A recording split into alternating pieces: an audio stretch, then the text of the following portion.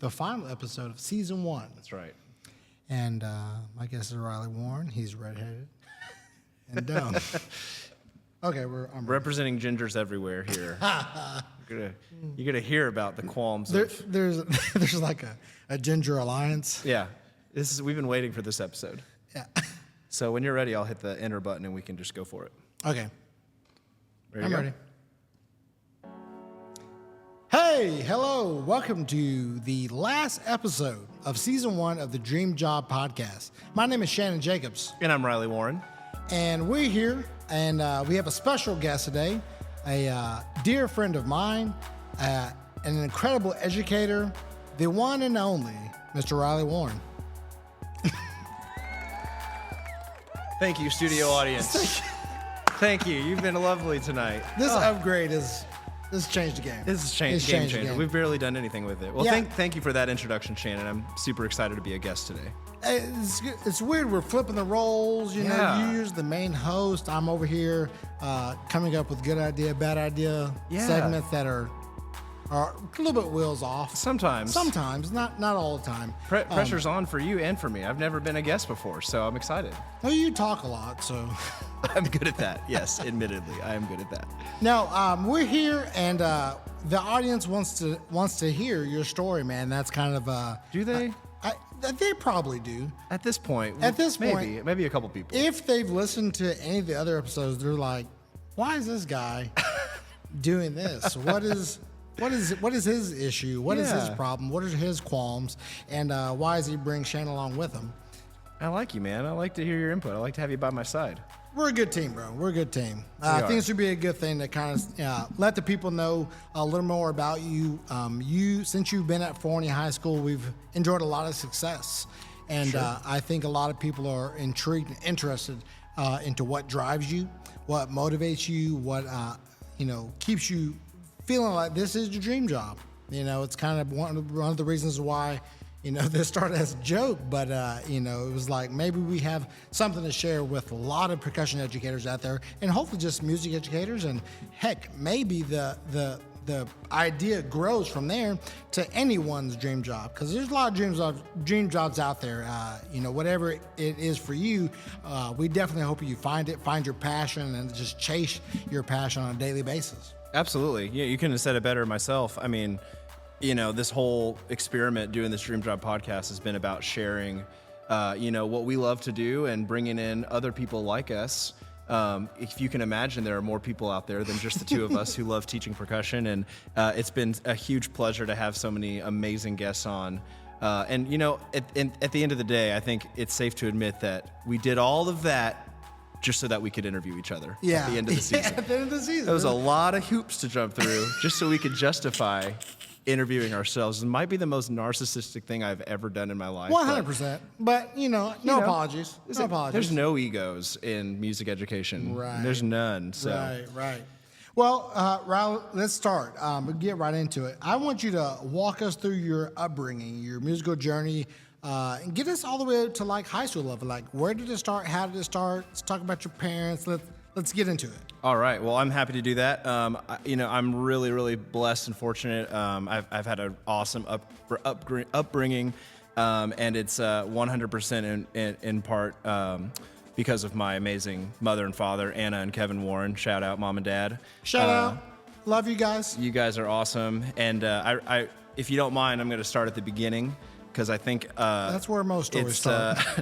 It's important to kind of hear, where I'm from originally. It all kind of plays a part into where I go. So I was very fortunate to be actually born in Austin, Texas, an actual Austin native. For those of you out here who think you're from there, but you've only lived there for 2 years. I lived on Collierville Lane with my parents, kind of in the northern part of Austin. For the first couple of years of my life. My mom was a teacher, and my dad was a purchaser. He's worked in a lot of different roles, doing purchasing and contracts. So first couple of years of my life, lived in Austin. When I was about 2.5, 3 years old, we moved to Liberty Hill, Texas, which is it was a really tiny town. Now it's growing bigger and bigger, about 30 miles northwest of Austin. couple reasons for that. We just really wanted to get out of the city. Our family was growing a little bit. My younger brother Whit had been born. Wanted to have some land, and we had a couple acres out there. And my mom still worked in Round Rock ISD, which is where she had a really, really long career as a teacher and later a principal. We'll get into that. But and my dad worked in his purchasing roles, and I think he might have been working for the state at this point. He worked in a few different places doing things like that. But we lived in Liberty Hill, lived there for 10 years, which was some of the best years of my life. But the thing that made it really unique for me was I was, when I got into kindergarten and, those years of my life, we still went to Round Rock schools, my brothers and I. So, we lived in Liberty Hill. Liberty Hill had a great school system, but my mom was an assistant principal at the time when I entered kindergarten, and soon became a principal. And so every day she would cart me and my younger brother Aubrey, eventually joined us, and we'd make the 30-minute drive from Liberty Hill, Texas to Round Rock, Texas, every morning, waking up at 6 a.m. I bet that drive doesn't take 30 minutes anymore. Oh, I'm sure it's much longer now.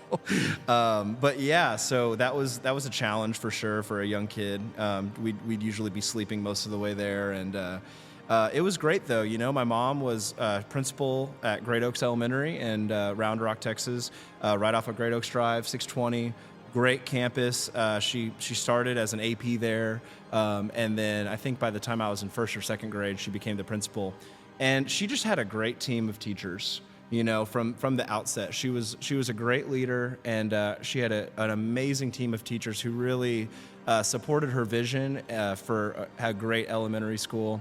And I was just super fortunate to be taught by a lot of those teachers throughout my time there. So I got to shout out my kindergarten teacher, Miss Onstruminski. Shout out Miss O. Miss Kirk, who's now Miss Ching. Shout out Miss Ching, first grade. Miss Hale, second grade. Miss Willis, third grade. Miss Warren had a Miss Warren in fourth grade, and then fifth grade was Mr. Lane Holmstrom.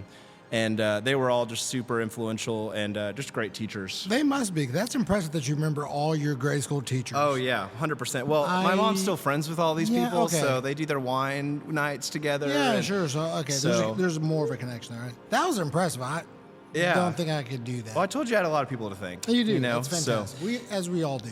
Yeah, so, I had a great time there. And again, just every day kind of being carted back and forth with my brothers, just a lot of memories there. But it was a unique experience going to school in the city, but living in the country, because it was a lot quieter in Liberty Hill. So I was really fortunate to kind of have this kind of dual upbringing. All my friends lived in the suburbs. I just had a couple of friends that lived nearby in Liberty Hill. So lots of playing sports outside, basketball, football, running around with our dogs, those kind of things, nice. Going on little walks and hikes and building forts and stuff like that. But then whenever I'd come into Round Rock, I would get to, do whatever, ride bikes around the neighborhood with my friends, skateboard, stuff like that you get to do more in the city. So nice. It was pretty cool, pretty unique experience, I think. And it was a lot of fun. But probably the two most influential teachers to me during those years were my two music teachers at Great Oaks. And their names are Lisa Roebuck, formerly Lisa Weinheimer, and Rachel Walker.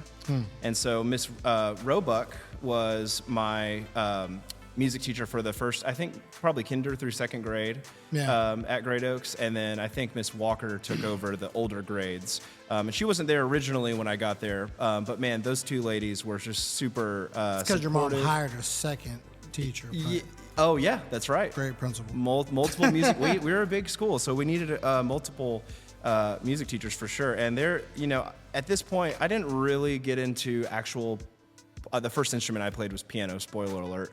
And I didn't really get into that until fourth grade, but I just always had a great experience in their classes, and music was certainly one of my favorite subjects in school. So, and those two women are still really influential to me. They help me in a lot of different ways, and we stay in touch. So shout out Miss Roebuck and Miss Walker. You guys are awesome. Fantastic. So when does percussion come into this whole mix, right? You don't get to ask the questions. I ask the questions, Ryan. Okay, I'm leading into. Go ahead. Okay, when does percussion come into this whole scenario? Great question. So, like most young kids, I'm I'm pretty antsy. I'm pretty fidgety. And you remember all the stories, and in the cafeteria, drumming on the tables. Everyone's got the new beat. That was really popular when I was in elementary school. You guys beats with the pencils, yeah, man. That's pencil beats, man. I don't see that kids do that these days. They're all on their phones.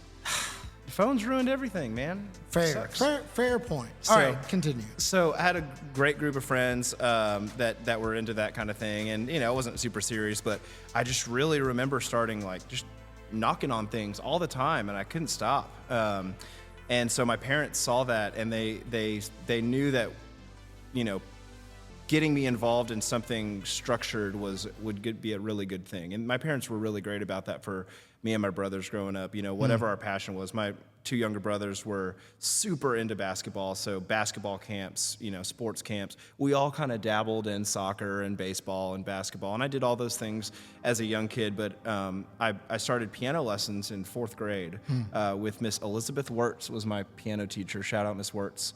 And great experience, and learned a lot about some just basic music theory things, had a few recitals.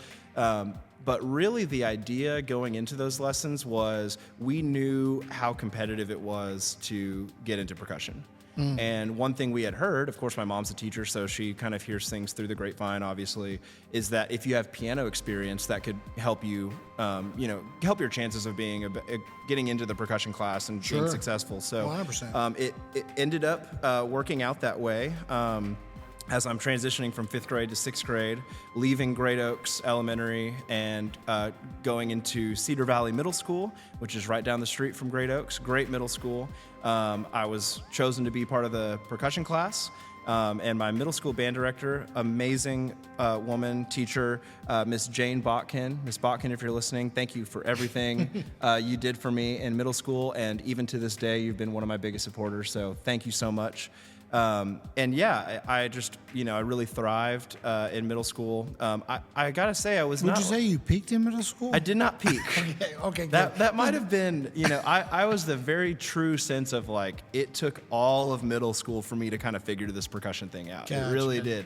I didn't really stand out as an all-star player. I was in the second band, or I was in the third band as a 7th grader, and then in the second band as an 8th grader. So I never really was even in the top band. Yeah. But I just loved it, and I had so many great friends there, so many great memories. One thing they did was we went to Schlitterbahn every year, which is the water park. That was their thing that they did, and we always looked forward to that, and that was great. And so had a great middle school band experience. And just learned a lot and got to work with some pretty amazing teachers, and made some of my best friends in my whole life that I'm still friends with from middle school, actually, if you can believe that. People I still keep in touch with from middle school, even more so than some high school friends. So that was really cool. And then this is important. I really wanted to make sure I kind of talked about my mom and her career, because it plays a really important part in kind of the next step in my journey. So as I transitioned out of middle school, my mom had been working at the administrative level at Round Rock ISD, so now she was basically training principals to be better principals. Sweet. Which was really cool to see her get to do that. But the interesting thing about it was that she was working right across the street from Round Rock High School, is where the admin building is. Gotcha. For our Round Rock administrators. And so every morning she would hear the Round Rock Drumline and band warm up and play on the practice grid, which was kind of adjacent to their building. So she, was always hearing great things about Round Rock Drumline and all these awesome things that was going on. And, I had a choice because my mom was in the district. Cedar Valley was a split campus. So a lot of those kids went to McNeil High School, and a small percentage went to Round Rock High School. McNeil's another great campus in Round Rock ISD. And so we were kind of making a decision. We were reaching out to different people who had been a part of both programs. And, what really did it for me was every year the Round Rock Drumline does a thank you send-off performance for the administrators right before they go to Lone Star Drumline contest. And my mom she always gets to go out there and watch. Yeah. And so, we're kind of making this decision, and she brings me along. So she pulls me out of middle school, and we go and watch their little send-off performance, early November of, I guess it would have been 2007. Wow. Yep. And that was a great year for the Round Rock Drumline. That's the first year they won the Lone Star drumline competition in their class. And so I got to just stand right there and see them throw down, and I was sold. Yeah. You know, it made it really clear for me that that's where I wanted to be.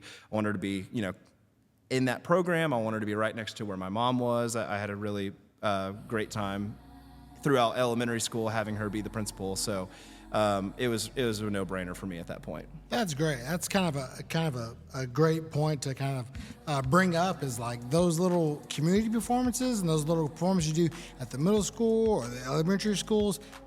Fantastic recruiting tools. Oh my right? gosh, yes. Like, you never know what little kid is watching and their whole life is then transformed. Mm-hmm. Right. I had a similar experience in 8th grade. It's like, I want to do that. I don't care what it takes. I want to do that. You know, so that's a really cool point. Yeah, absolutely. And we do those all the time here at Forney. And, you know, it's always kind of like, it's in the middle of the day. We got to bust the kids over. But then you see the kids' reaction to the drummers, and super, super special. So, yeah, 100% I'm a product of that.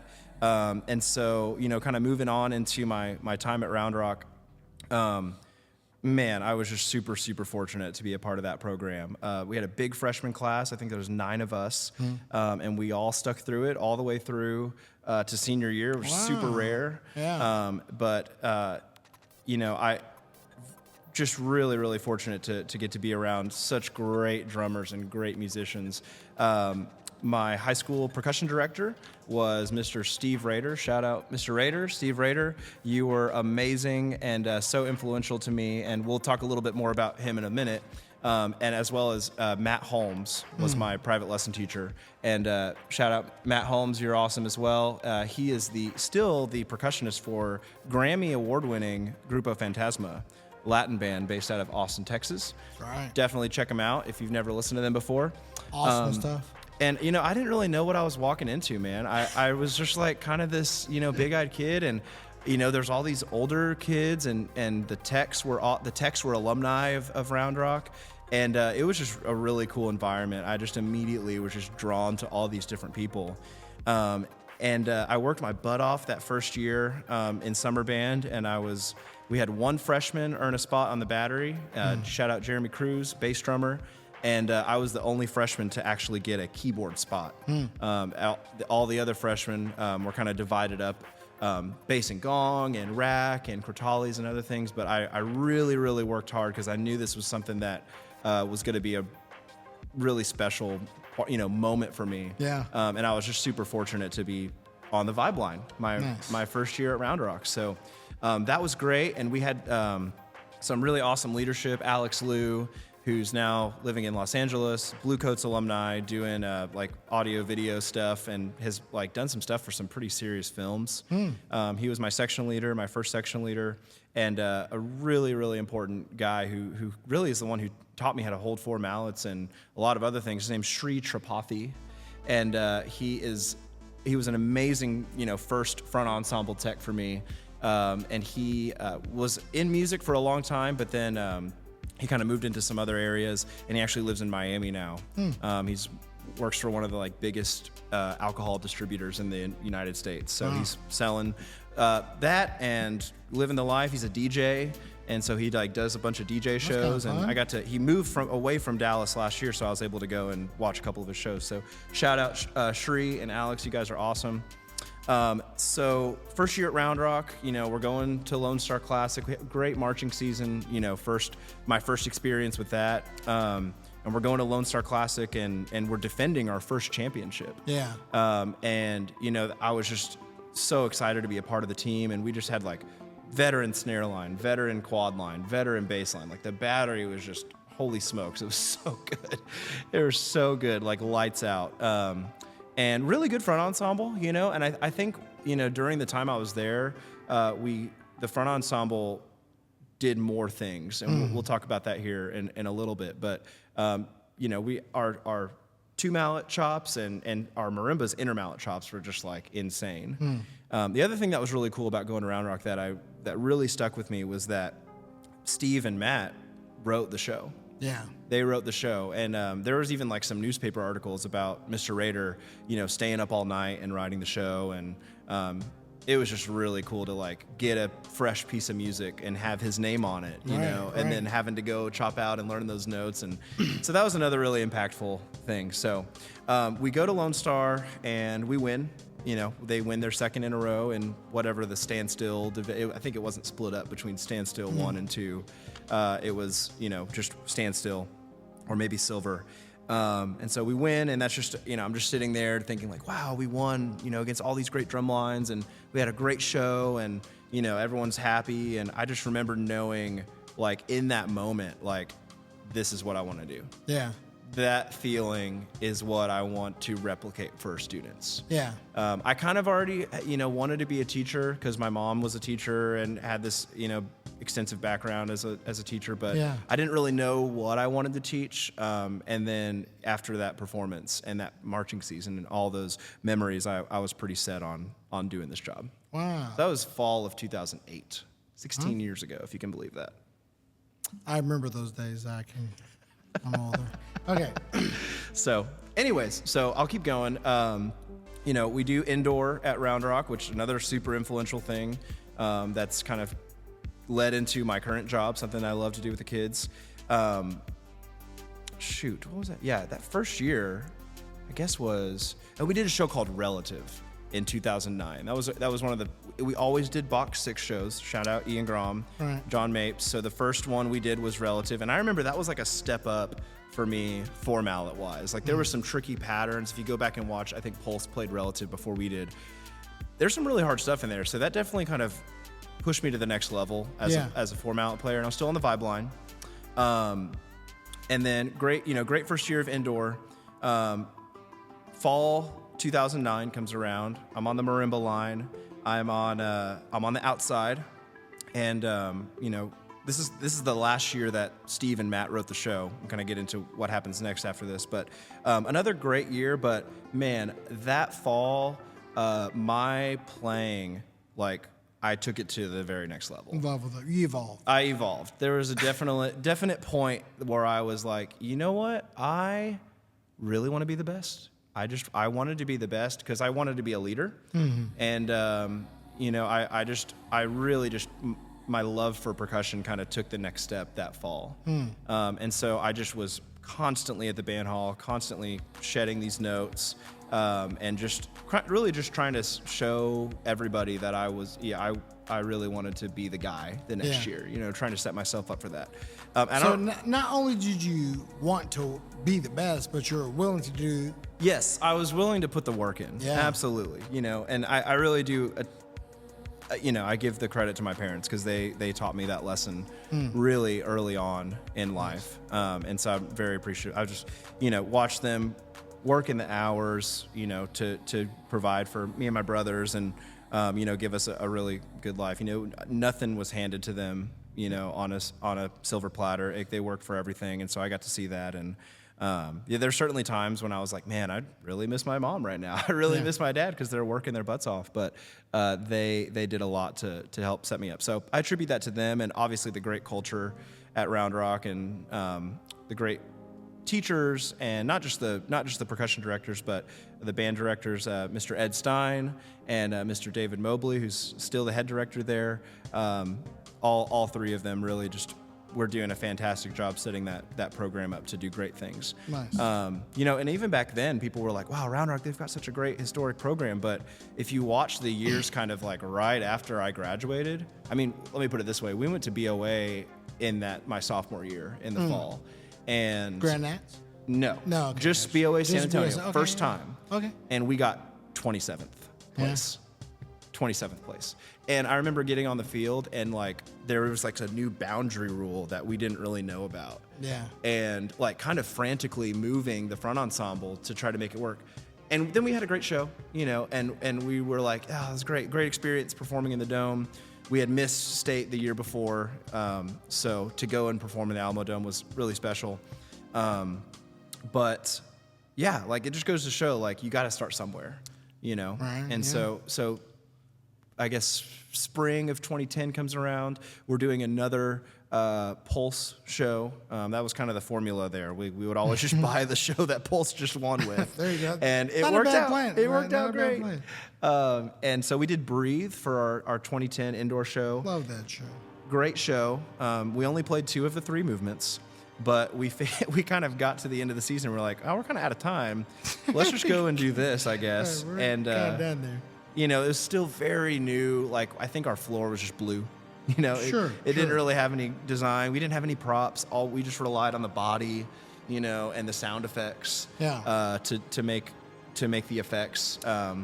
And we competed in TCGC, and again, we were just super fortunate to earn first place at the end of the year. So just another, you know, reaping the benefits of the hard work that we put in at the end of that show. So great experience. I got to play guitar in that show and some tambourine, and we had some toms mounted on the keyboards, and smaller front ensemble, but still really great players and really good friends. Nice. So then this is when things kind of get not murky, but just things started to overlap for me. So I'm super passionate about high school drumline. I really want to be a leader the next year. You know, like I'm like kind of an okay student. I'm like getting mostly B's, A's and B's, maybe a C here and there. Sure. But music is still just my main thing.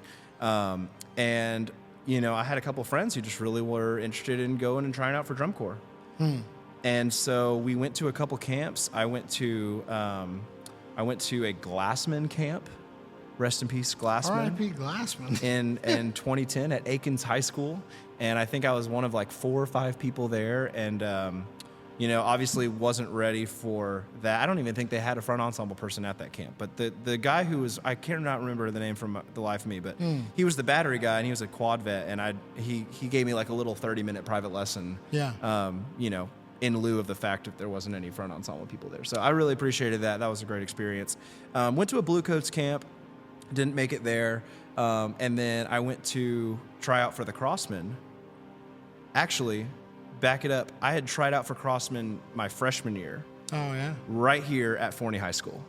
This was 2000... This would have been 2008. 8 or 9? Fall of 2008. I remember hosting those camps. Yeah, fall of 2008. That's crazy. I came all the way up here. I didn't know that. I don't think I knew that. I love to tell people the first drum corps that ever cut me was the Crossmen at the school I currently work at. Wow. Kind of weird coincidence there. But I came back to Crossmen in fall of 2009 and tried out for their front ensemble and received a callback and kept going through their camps throughout the spring of 2010. Eventually got a spot in the front ensemble. And man, what a great first, you know, few years of drum corps experience there for me. I was Xylo. Xylo Glock was my spot. So Xylo, I had a pedal Glock and a Xylo mounted to this frame, and I was just I was all in. Like, you know, I wasn't quite ready to play marimba at the drum corps level, but I had really good 2 mallet hands, and I could play, you know, all the beautiful stuff on the Glock, and I had some Crotales mounted, and it was a lot of fun. Nathan Ratliff and Shout out Nathan Ratliff. Matthew Smith, Smitty, were my first 2 drum corps front ensemble techs. I owe a lot to both of those guys for guiding me through that year. And there were some ups and downs that year for sure for Crossmen in 2010. A lot of staff changes and some other things, and just kind of working out who they wanted to be in Texas, still only a few years into their Texas time. But man, I mean, to me, it was just like amazing to get to play with the drum corps, brass, and, you know, man, so many people. Jack Baker on the snare line, Kipton Chestnut, who had gone to Round Rock, was on the tenor line. Just a lot of people who I still am really good friends with.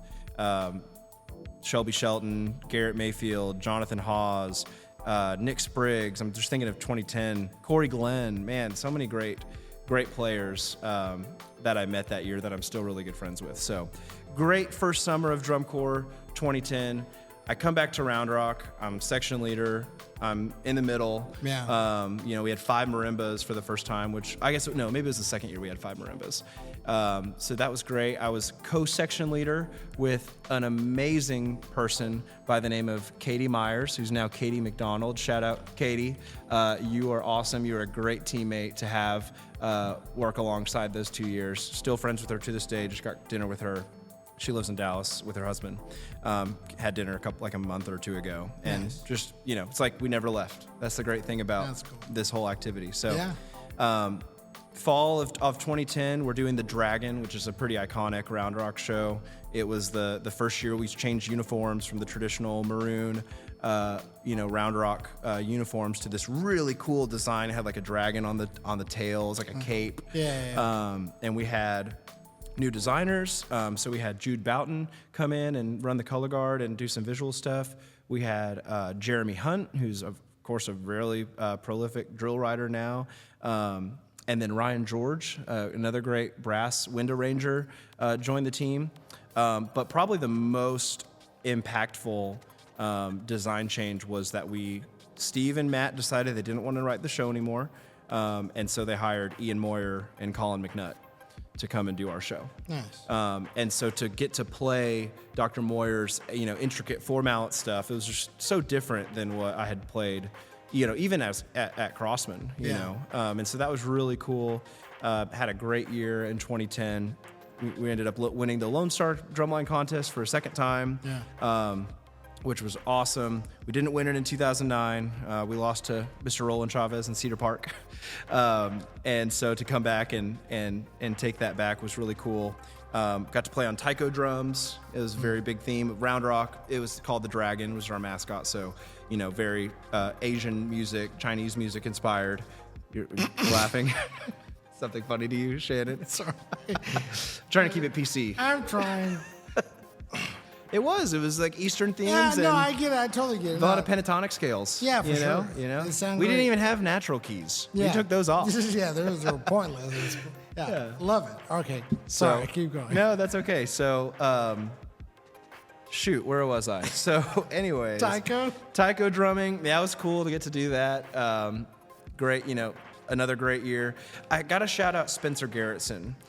So Shri was my tech. Shri Tripathi was my tech for most of the first couple of years. But he was kind of going to school, doing some other things, so he wasn't around quite as much. So Spencer Garrettson, who's another Round Rock alum, who actually went to Great Oaks. Actually, his mom taught with my mom at Great Oaks. Oh, nice. So we have this connection. He's like 4 or 5 years older than me. But he came and was studying at UT in the percussion studio. And he became our tech. And so he was really impactful that year. I guess Shri and him were kind of around at the same time in 2010. But shout out Spencer Garrettson. He's not teaching percussion anymore, but he's a great friend of mine. And, he'll come up a little bit later when we're talking about college. But so anyways, going into, where are we now? So spring of 2011, another great indoor show. I'm kicking myself. I didn't go and read through all these. It was another Box 6 show. Maybe one foot in front of the other. Maybe that was the one we did. We did that one, and we did one about time. One was 2011, one was 2012. Cannot remember. But it's okay. No one else does. No one else cares. No one's even listening to this. So except my parents, probably my family. So, anyways, great indoor season. Going back to Crossmen for another year. Another year on Xylo Glock. This year we did a show called Renewal. Which was kind of the Crossmen's way of like really trying to hit the reset button on what they were trying to identify themselves as in Texas. So really great music selection, and I met some of my best friends in this front ensemble. In fact, this was maybe of all the front ensembles, except maybe the very last one that I was in, or last two. We got along so well. So it was top 3. It was top 3, yeah. Of all front, not just drum corps, but high school and indoor. Yeah. Like this group of guys, Mitch Stipek, a lot of returning veterans, Natalie Hogg, Santos Cardenas, Maddie Smith.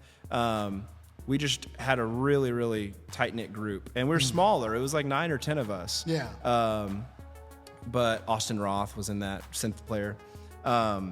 but Austin Birdie. Sorry, I don't want to miss anybody. I should have written down everyone's names. But just some great musicians, and we just had a great time. Chris Maciel, man, he was awesome.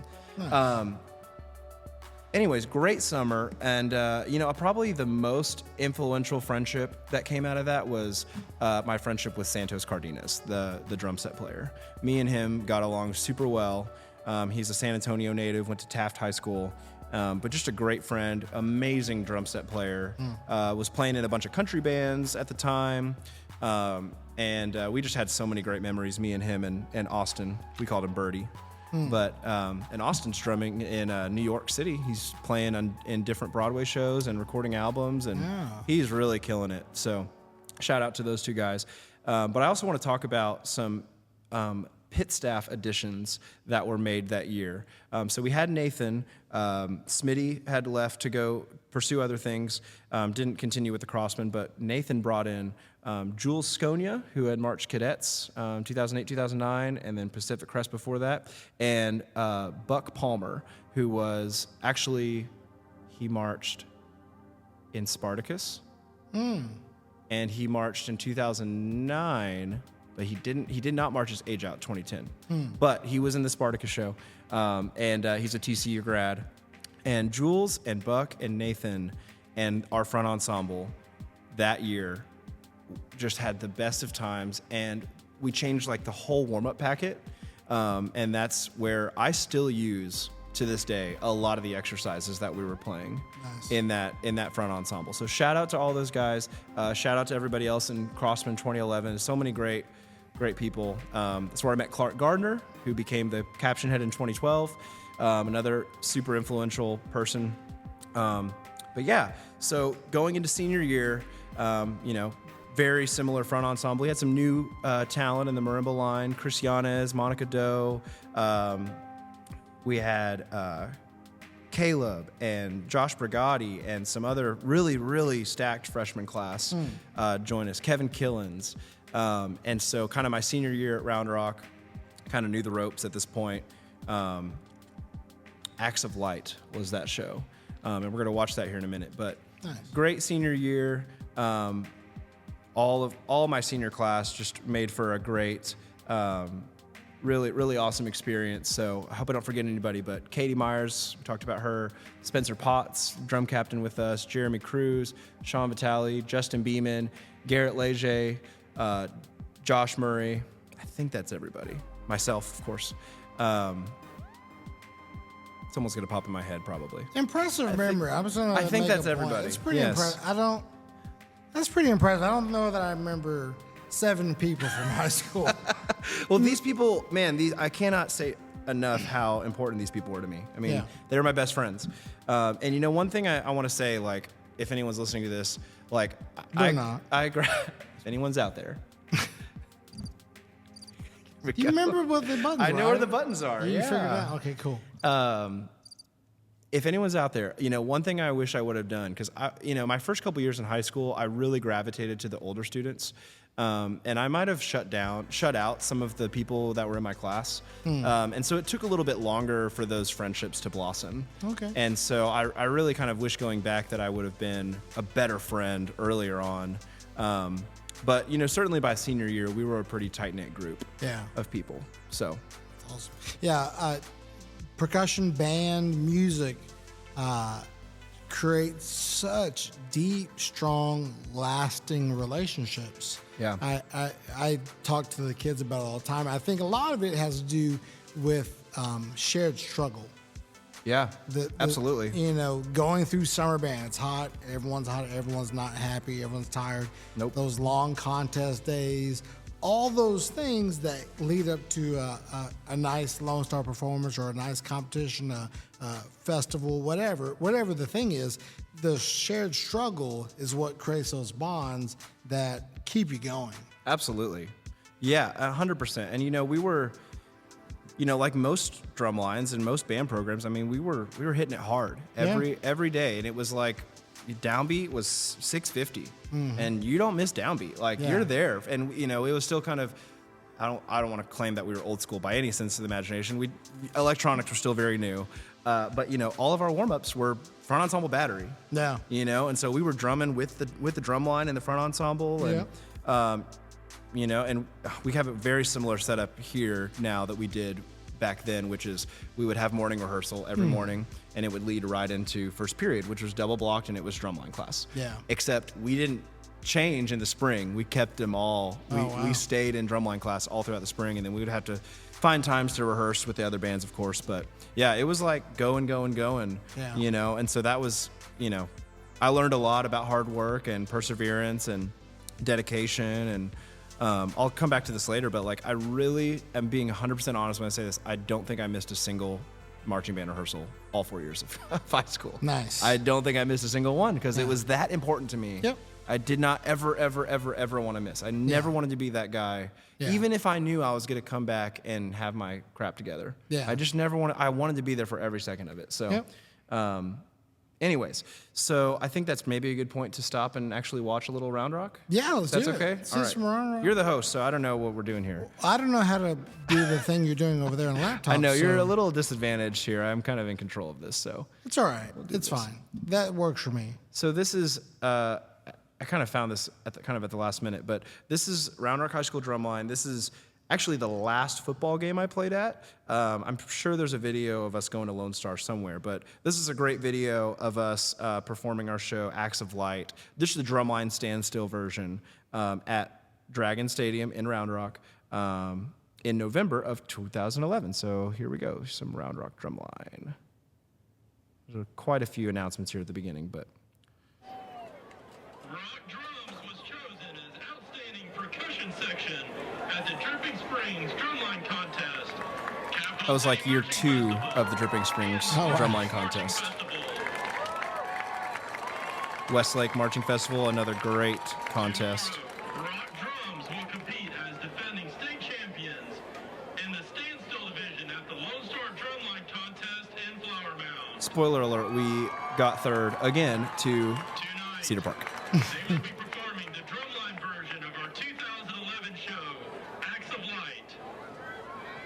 Under the field leadership of Spencer Potts, Riley Warren, We know him. we proudly present Rock Drums. Always like this arc setup with the cymbals and the basses. Everything's super clear. Got to prep them off. It's a really cool 4-mallet intro that Dr. Moyer wrote for us.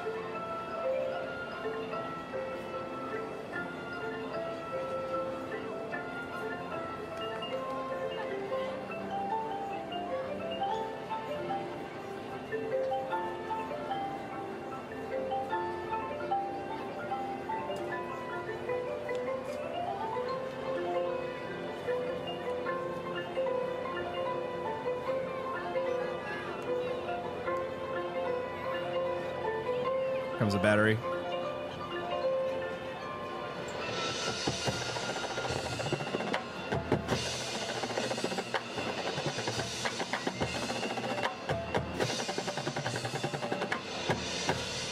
We like triple rolls. Nice. A little octave work there. Super open rolls here from Mr. McNutt. And this is the famous Rowdy and Dax lick that Steve put in every show.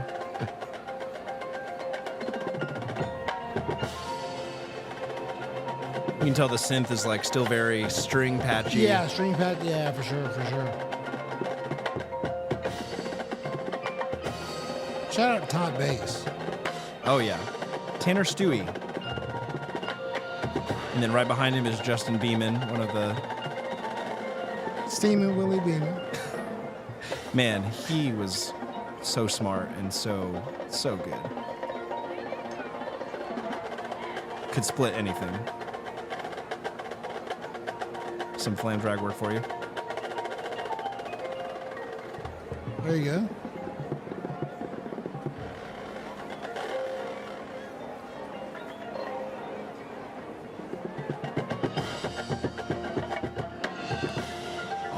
all octave work here.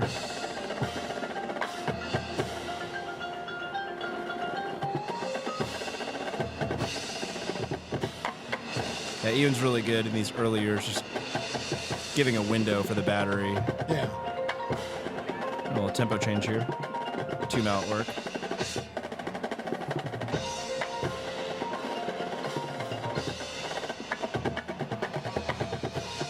We also like Temiolas. Yeah, bass. Cymbals over there working, man. I like it. Oh yeah, the Round Rock cymbal line. Pride and joy of that drum line for many, many years. Don't think they have one currently. I might be wrong. And the cool thing was, like, Steve and Matt would still interject some writing. Like, hey, we're gonna just like take this 15-second phrase and we're gonna write something for this, or we're gonna change what's here or whatever. So that last little chromatic run was definitely them. Nice. Some 4 mallet permutation work, all 5-lets.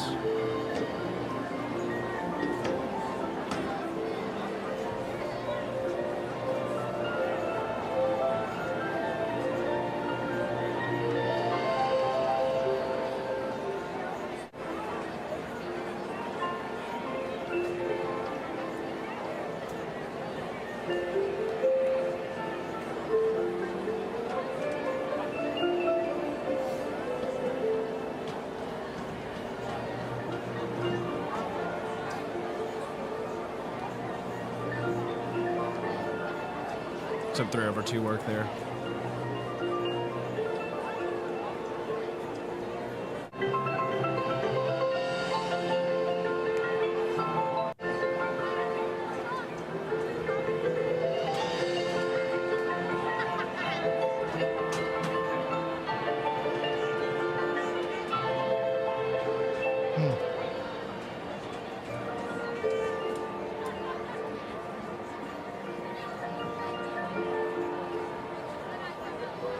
This is really cool because it was me and Katie and Josh on either side of me, but then we had Monica and Chris, who are sophomores, on the ends, and they were just like, man, they were so bought in, you know, and they were such great players, and so we were really able to do a lot with that marimba line, you know, with the 3 seniors kind of at the helm, and then Monica and Chris, and they both went on to be great leaders in the ensemble, and Chris marched Crossmen with me upcoming summer. Oh, nice. So yeah, just some really great players. Eric Leonardson in the back row there, UNT percussion graduate, super smart. There's the cymbal feature.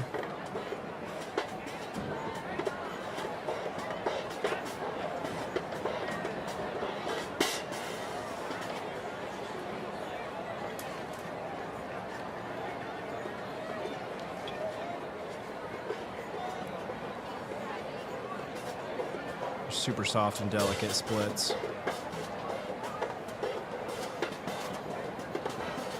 It's great camera work by whoever's doing this. He's like, you know what? We gotta see this.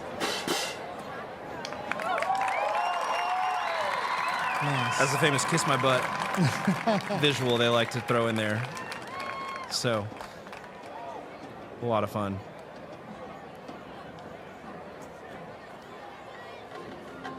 I really loved this closer here.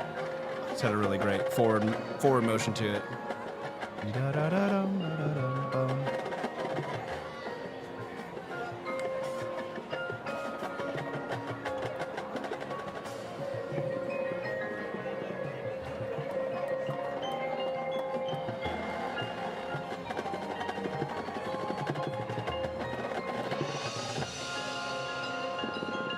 Okay, bass. Yeah, turn around for that one. Right.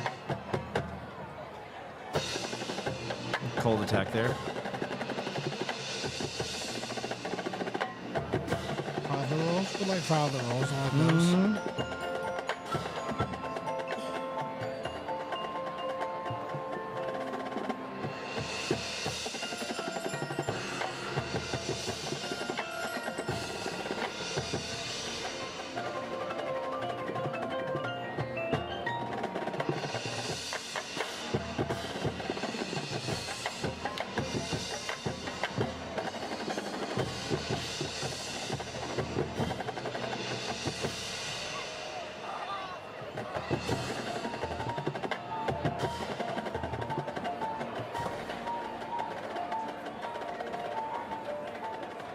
So it kind of ends the same way it started. Yeah. Just kind of tapers off here.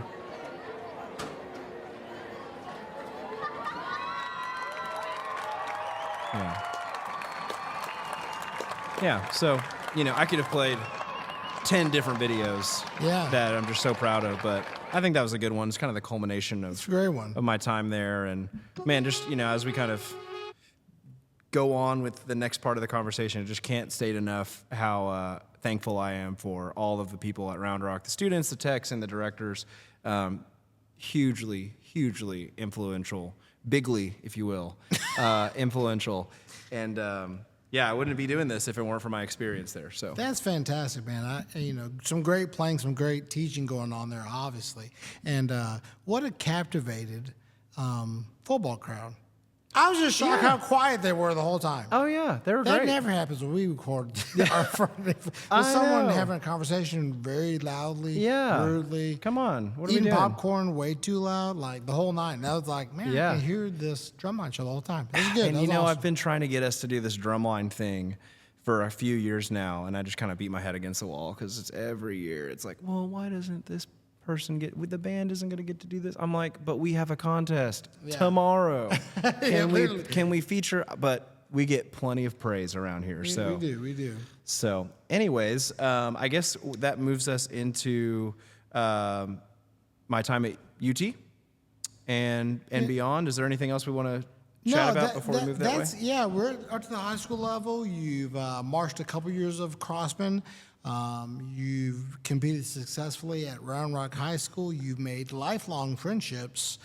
You've experienced great teaching and great mentorship up to this point, including your influential and wonderful parents. And then it's time to go to college. It's time to go to college. And again, before, I just have to say, I just am so blessed. I'm so fortunate because I know that that's not the experience that a majority of people have across our great state and country, and so I don't take it lightly, and I really just think that I feel blessed, and all those people worked really hard to get where they were. There was very, very little luck involved, and so I'm just very grateful to have those experiences. And we'll talk about this kind of as we go through, but my why in teaching, Shannon, is I want to take the great experience that I have and try to impart that on our students. Yeah. And I always come back to those influential years and those people who did that for me. Yeah. And so, again, just very fortunate and just can't say enough about everybody we've talked about up to this point. So, UT was UT or bust for me. I got to be honest. Yeah, I've got my UT football helmet, SEC. Joined the SEC today on this date of recording, July 1st, day of our Lord. And grew up a Longhorn. I'm a third-generation Longhorn. My grandparents, Colleen and Kenneth, met in Batts Hall, which is in the Six-Pack at UT. If you don't know what that is, it's like 6 buildings that are right by the tower. They called it the Six-Pack, very college name for some buildings. For 6 buildings. For 6 buildings. And they met there in 1954 in an English class. And so I would not be here if it were not for the University of Texas at Austin. Wow. And my dad went there in the late 70s and got his business degree from there. And grew up a Longhorn fan, cheering on Vince Young and the Longhorns, Kevin Durant, basketball, and living in living in Liberty Hill. I didn't mention this, but we eventually moved to Round Rock to be closer to, I was in middle school.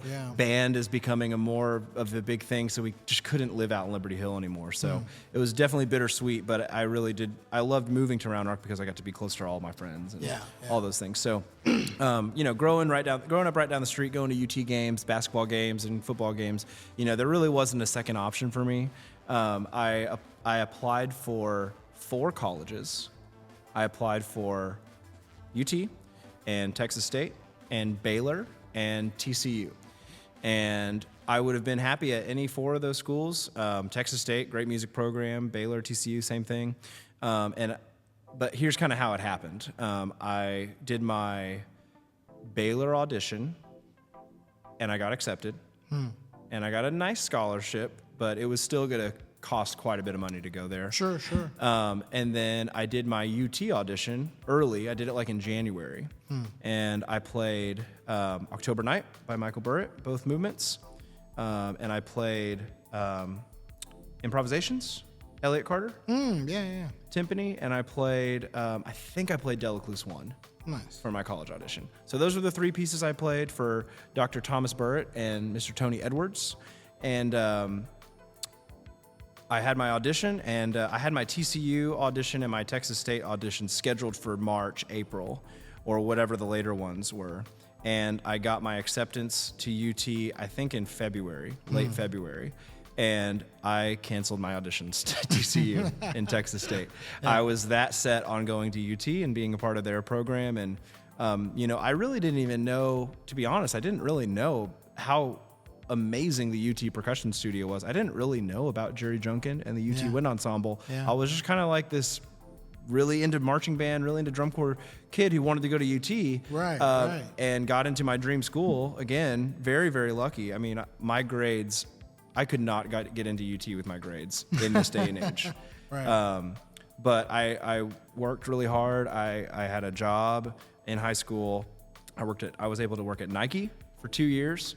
Nice. Which was a really awesome first job to have. That sounds fun. So that was great, and I had some work experience. I was involved in NHS in high school, so I think those things kind of helped me. And then just had a really great audition, and I had been taking lessons with Tony Edwards for about 6 months before, just trying to get my foot in the door a little bit, and kind of learn a little bit more about the program. He had been recommended to me by Spencer and Shree, and so got to do some lessons with him. And so, I got into UT, and which was awesome. And I go off for my 3rd summer with Crossmen in 2012, and now I'm center marimba and section leader. And this is just a corps that I cared about a lot. I had really invested a lot of time. 3 summers now. 3 summer. I'm going on my 3rd summer, and Spencer Potts, drum captain at Round Rock, was on the snare line that year with me. Which was really cool to have someone from my hometown do the thing. Santos, again, back in the saddle, drum set, and just some other really great, fantastic marimba players. Mark Rivette, we got Maddie Webb, and Haley Nutt. Dr. Nutt was on the vibe line, Nick Spriggs, Austin Birdie, Chris Yanez, again, another Round Rock person kind of joining me. We had some other Round Rock kids too that started to do drum corps.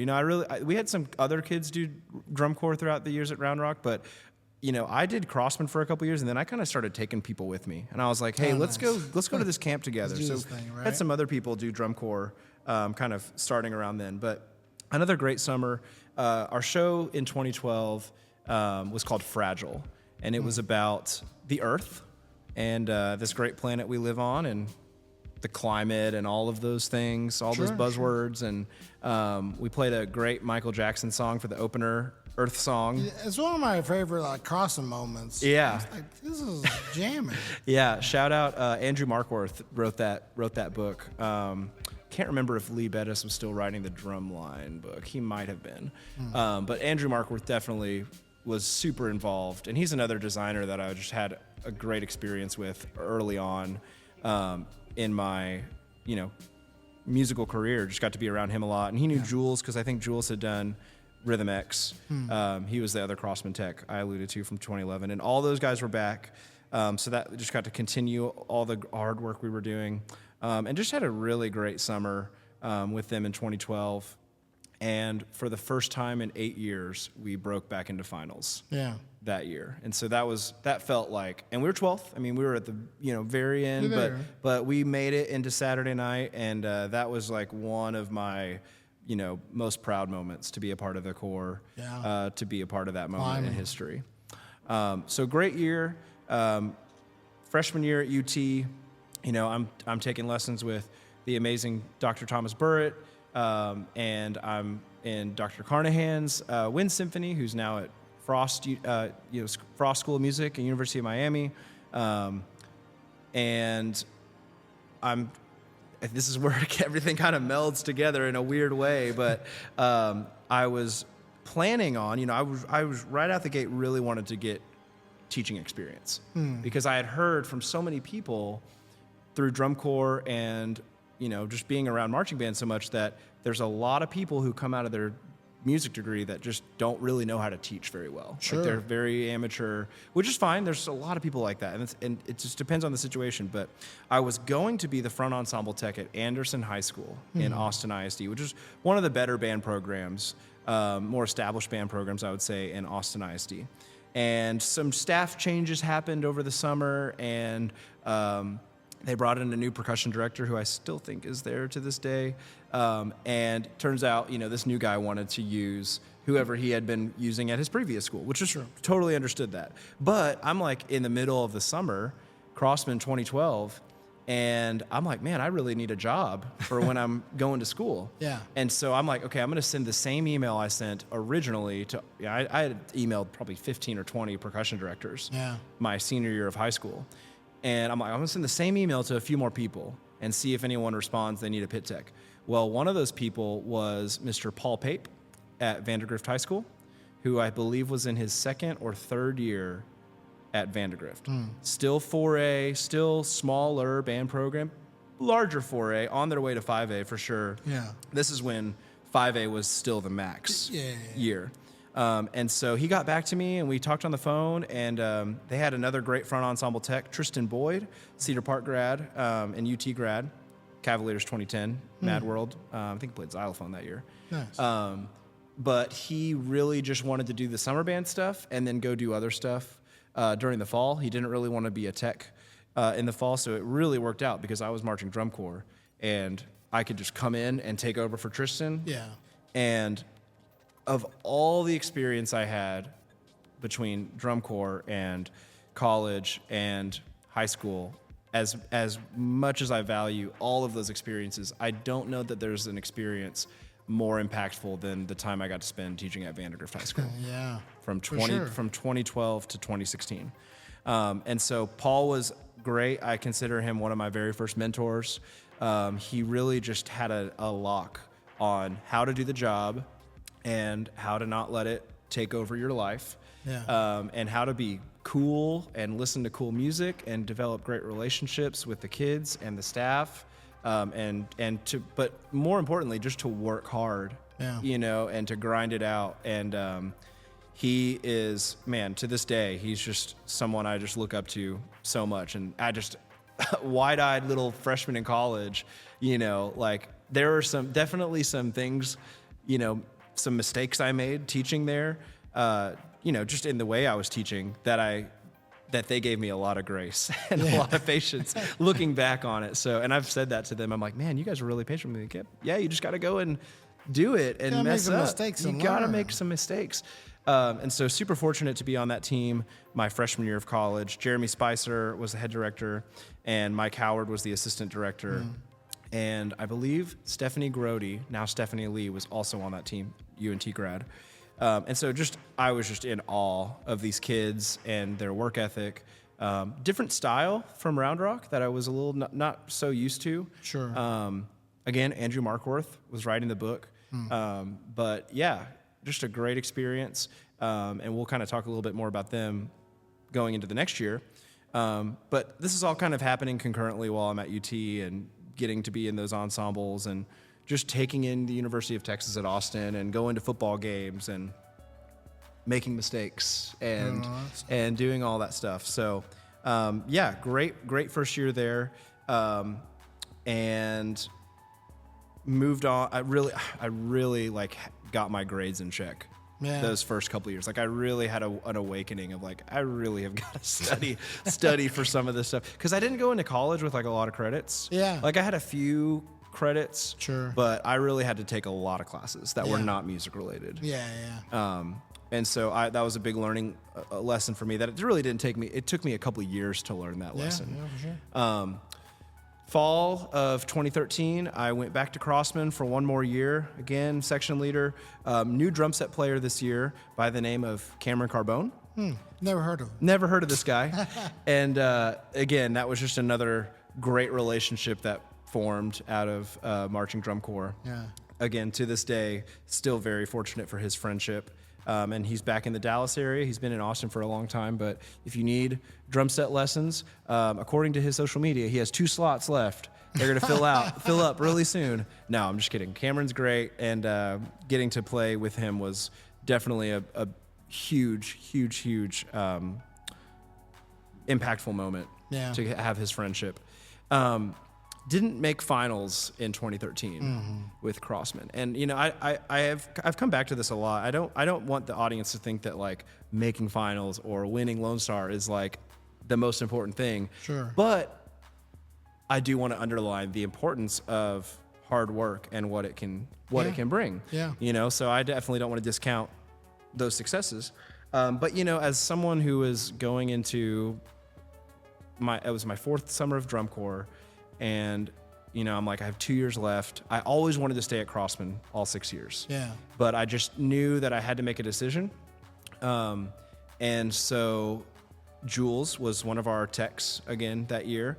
And he had marched Cadets, so he had some connections over there with that staff at Cadets, which at the time was Ian Moyer and Colin McNutt and Jason Enott, and Taylor Yazwick and Mike Zellers, some great educators. Ian Hale came on board. And so going into the 2014 season, I had made the decision really by the end of the 2013 season, I had kind of already decided that I was going to move on, and I was going to, you know, take my talents to South Beach, as LeBron would say. No, I'm just kidding. I did a little presser. No, that would have been funny though. That's funny.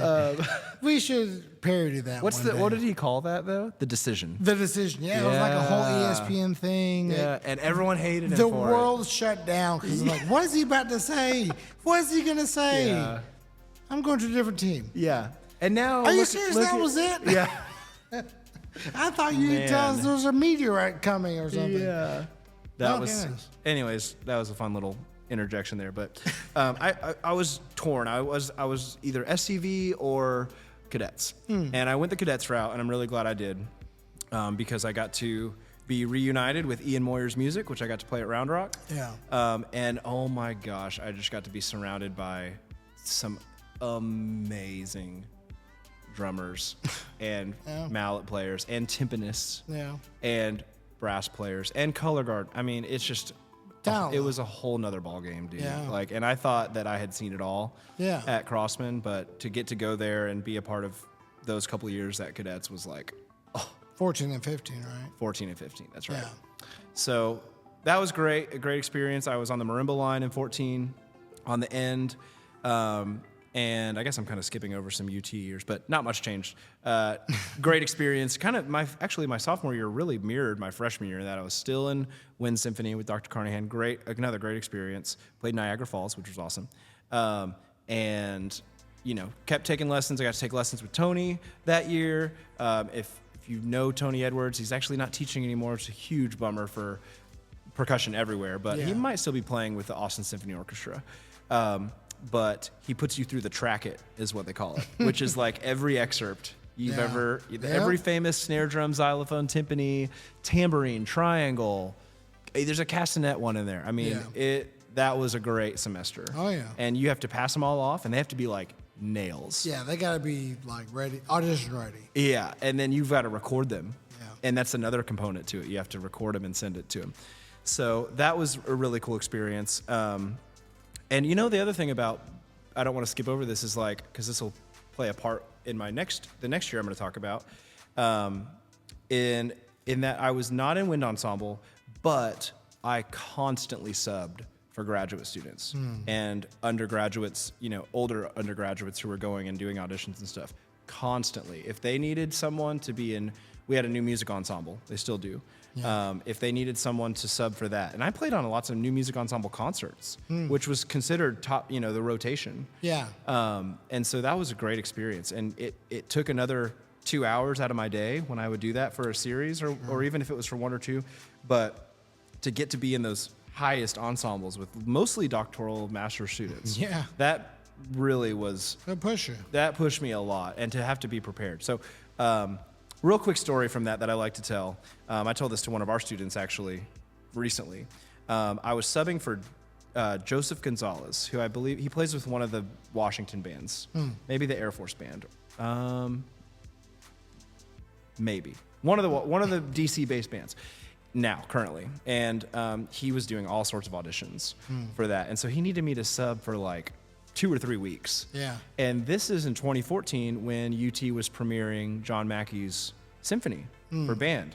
So they were about to go on the world tour, go all across Europe and Asia, and I am subbing for Joseph Gonzalez, and I'm playing. He played the marimba part, the original player of the marimba part, and the xylo part. I don't know if there's any vibes in there. I think it's mostly marimba xylo. Yeah. And so I had to learn all those notes, and it was hard. It was super hard, not just to learn them, but then to go into rehearsal, and they're trying to put this together to go on the world tour, and I've got to be like nails. Yeah. And so that was really great to be in Jerry's ensemble, just doing that, not even as a real member. But then there was this, one of the things that the DMA students do at UT is they have to do a transcription, and the band plays it. And so Dr. Kelly, Ryan Kelly, was not Dr. Kelly at the time, he was one of the TAs in Jerry's studio, did a Kevin Putz transcription. And I cannot remember the name of the piece, but it had this super hard xylophone part. Or not xylophone, vibraphone. And it was like, whatever the woodwinds were playing, it was that. And it was the whole time. Right. And I remember grinding that out. And like, because I was subbing, and I knew that it was a super important part. Yeah. And it's the first day of rehearsal, and it's like my first day subbing. So we're like jumping through the Mackie, we're jumping through the Puts. There was like a march that I was subbing on. And I'll never forget this moment, Professor Junkin. You stopped rehearsal in front of all these graduate students, and you pointed at me and you said, we had been in rehearsal for a little while, and he's like, that's how you sub. He's like, if you ever sub in an ensemble, that's how you do it. You come prepared like Riley back there. And I will never forget that moment. Yeah. You know, and that was another one of those affirming, like, work hard, get rewarded. Yes. You know, because I had been up at school late to try to make these parts happen just because I wanted that experience. So thank you, Professor Junkin, for calling me out. You called me out for other things that were not going so well later on in my tenure at UT, which I'm also equally appreciative of, but I'll never forget that. So I share that with my students today. Anyways, so we're moving on into summer of 2014, first year with Cadets. Great experience. We did a show called The American Promise, which was narration out the wazoo. I mean, it was almost all narration. I Very remember- controversial. I don't know if it's Always controversial. controversial. This is one that it's kind of annoying. Yeah, it was a little overdone. It was a little It was all about overdone. presidential speeches. Yeah, and his that- like Lincoln Portrait, which if Yes. you've heard the concert ensemble Yes. version, it's very much it's narrated the whole time. Yeah. Kind of funny story. We ended up nixing the live narration, and it became all recorded. Yes, so I we had to remember that. lip sync. Yeah, I remember that in the summer because at first it was like, this doesn't sound very good. Yeah. So then, yeah, that was a smart design choice. Like, let's just record it, make it sound good. You there and pretend to talk. Great. Yeah. I love it. So shout out Jeff Schoeffel and Colin Hill, the two synth players, and Mike Zellers, because they were like pioneering some really amazing things in the electronics world by doing that. We'd go to like some school, and they'd go to some like janitor's closet and make it soundproof and do all the it was next level. But that's kind of the Cadets mantra, is like way over the top. You know, Ian is like, we're gonna have 5 bell sets. Or like they did the Angels and Demons show. We're gonna get real church bells. Yeah. You know, or we're gonna do this, which was all I try to take that with me in my writing. Yeah. But yeah, met some great players. Greg Scamato, still a great friend. He's a composer in LA. Timpani player. Annie Chernow was my section leader, marimba player. Kirsty Pugsley, she was right there with me. Lindsay Hartfelder, who still lives in the DFW area, teaching. Just great players from all over the country. That was the other thing, is like going to audition for Cadets. Now I'm flying to Pennsylvania 4 times. So I'm fundraising even more. And I'm just trying to raise as much money as possible. Every single one of my paychecks from Nike and different jobs are going to pay for this. And I had some really supportive family members that helped make it happen too.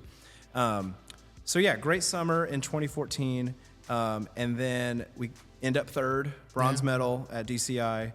We were 2nd all year to Blue Devils. And then this is a common theme that Bluecoats come in at the last second. Yeah. And take the third spot. I think that was the tilt year, actually. Yeah. 14 was the tilt 14. year, yeah. Yep.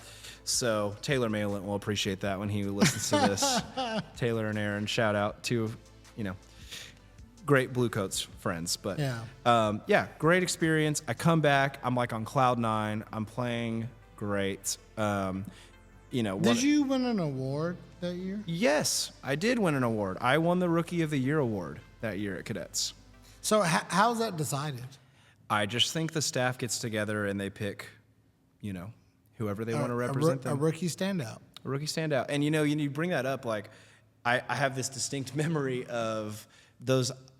There's something about Cadets and Drum Corps, maybe specifically Cadets, rest in peace, Cadets. But I'm going to give you a chance to do your obituary for the chorus later. I don't have anything to say. I'm just super disappointed. I hope they come back someday if Drum Corps doesn't fall apart completely. But no, I have this distinct memory of like being so like unhealthily locked in, like psychotic level locked in. Like I kept a journal from like Allentown before Allentown, so like Atlanta to the end, where I would count my mistakes in rehearsal and write them down. Yeah. Like if I ticked any rep, miss a note, played the wrong chunk. That didn't happen, by the way. Never did. I never played the wrong chunk. I was not going to let that happen. Never going on, but even like missed a crescendo or didn't do the whatever. I was just like so locked in, man. Never mistakes, just right now. That's how, you and I are similar in that, yes. That drive to be the best. There's a never-ending pursuit of perfection. Yeah. And that can be disheartening to some. Like, I try to is like, listen, perfect, you're never going to get there. We'll never touch it. Yeah. We'll never touch it. Yeah. But every day you can inch your way closer and closer, and the closer you get, the harder it is to find that little mistake. And you got to be really nitpicky. Yeah. And we just tend to love that stuff because that's... you're fighting for every last little thing. Yeah. It's addicting, man. I mean, that's that mindset, especially when you're doing that all summer long and it's hot and you have like 0% body fat and you could eat like 10 PB&J sandwiches and not gain a pound and you're getting very little sleep and you're living on. And I love the Cadets because they let us drink coffee. Crossmen would not let us drink coffee for one reason or another. I don't know if they thought it was unhealthy. I guess Cadets just decided, who cares? Just be your best. Right. Whatever it takes to... What an odd rule. No coffee in the morning. So, and not just the morning. Maybe it was expensive. Maybe. But this was like, it was like before every block we were drinking coffee to get fired up. Right. So that was fun. Also, shout out Brendan Walter, was also on that marimba line. Don't want to forget him. And Connor Mulford as well. I think he was in 14. Yes. Sorry, I just don't want to forget anybody. There's so many amazing people that I got to march with. Yes, I was awarded Rookie of the Year, and I was super just motivated and just wanted to be the best. So very honored to win that award. And then I come back to UT, and this is my third year in college, and it really was from a like playing standpoint, probably my best year. Yeah. I got to be in the rotation, which is wind ensemble, symphony orchestra, new music ensemble. Yeah. I got to play on the 10th anniversary of Circus Maximus. Corleano. Yeah. He had premiered that with UT, and I guess it was 2005. And so got to be on that. There's a shotgun that goes off in that piece. Pretty cool piece. Not sure if the Forney ISD would approve of us shooting a gun.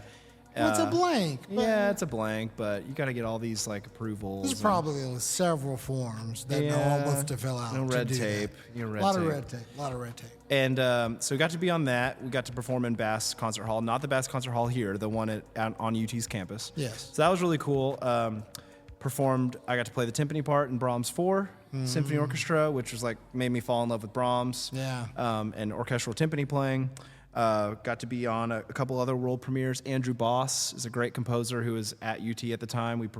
Tela Testai was the name of his symphony for band. I got to play a pretty important part on that. And just got to be in the rotation for a whole year and just to be in that ensemble and like actually have a spot in it and not just be a sub was like life-changing. Cool. So, kind of wrapping up my time at UT and Cadets. Went back to Cadets for my age out year in 2015. Was section leader. Was asked by Dr. Moyer to be section leader with Kirsty Pugsley, another great co-section leader. We were right next to each other in the line,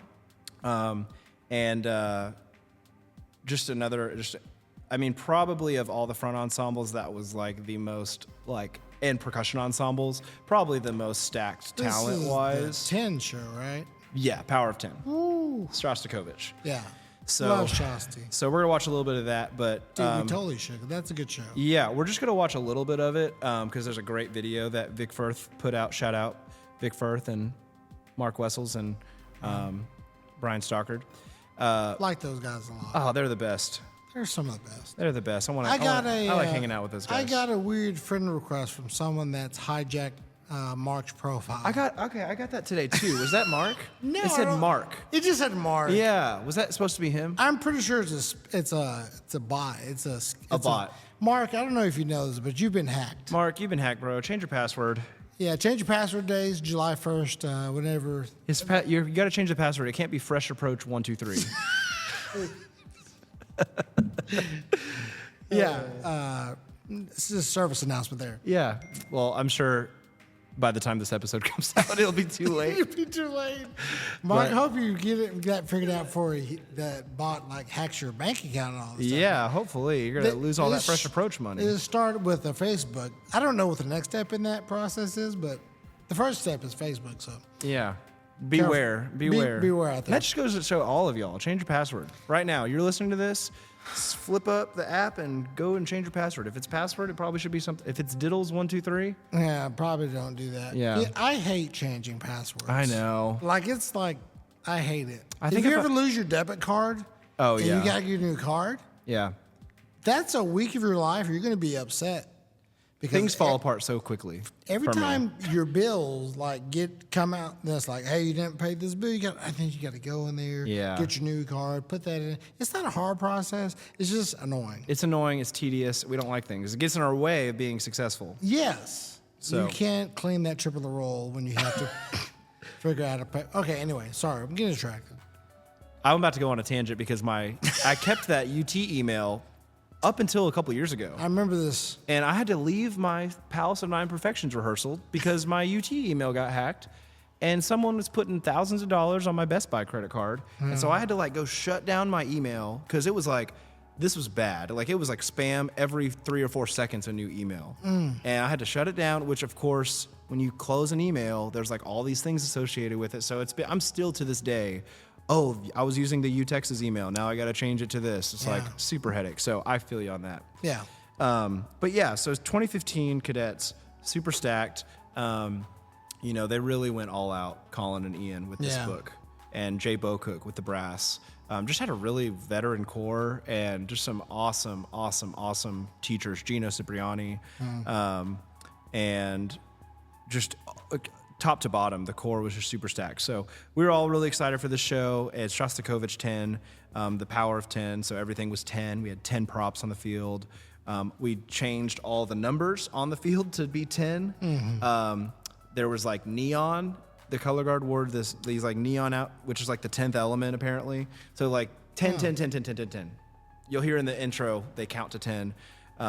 We used to do, this is my favorite part of the summer, I convinced Ian to let us do 10 and in reps. So instead of 8 and in, which is, if you ever been Drumline standard, I was no, we're doing 10 and in. And Ian just I love that, we're doing it. And some of my member friends were not happy with me for that one, but it was now great. We have to think before the rep, what the heck? Yeah, right. Dan McGee, great timpani player, joined us that year. Casey Choi, auxiliary player. Really, Carla Lackey, just super great. Jack Bounds, I got to shout out Jack Bounds. He's one of my good friends. He's in the Hellcats now. Nice. He was on this snare line that we're about to watch. So, so let's check out some. This is my last year drum corps, 2015 Cadets, the power of 10. We're just going to watch kind of the first couple of movements here. That's fine. Yeah, there's a lot of notes, so we got a lot more to get to tonight. Plenty of notes. I just love these Vic Firth videos. These, this isn't a learn the music one. This is just an end of the year. Beyond the lot. So we're all kind of in our rehearsal clothes. Thank God I made the pit wear their shirts for this. There's so many videos of me with my shirt off that I'm like, I can't really show this to my kids. This is kind of inappropriate. So this is, Cadets, Vic Firth, 2015. Here we go.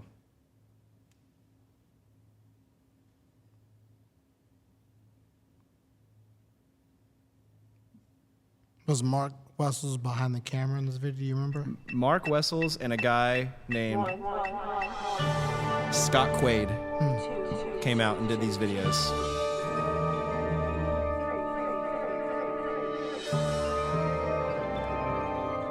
Kyle McKay and Mariah Graham there, and Evan Leffert and Aaron Taylor back there on the rack. So this was cool. There's Dan McGee. We all started on the vibraphones here. And so we had 5 vibes and 5 marimbas. Shannon, what does that equal?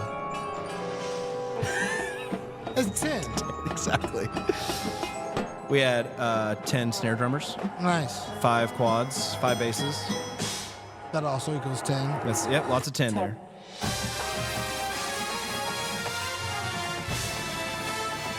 So now we're walking back over. I get a really great shot here, hitting the anvil. It's another thing about cadets. We love to put anvils and propane tanks and whatnot here. There I am. I do not look like that anymore. Every day is a journey to get back to looking like that. And Patrick there, center snare.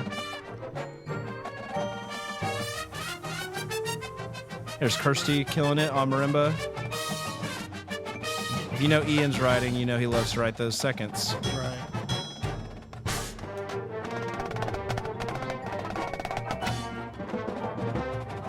Every time I show this to like 6th or 7th graders, like, they all have their shirts off. Right. Like, go to a drum corps rehearsal. That's not the point. Yeah. And look at these floppies. This is all second movement of Shostakovich 10.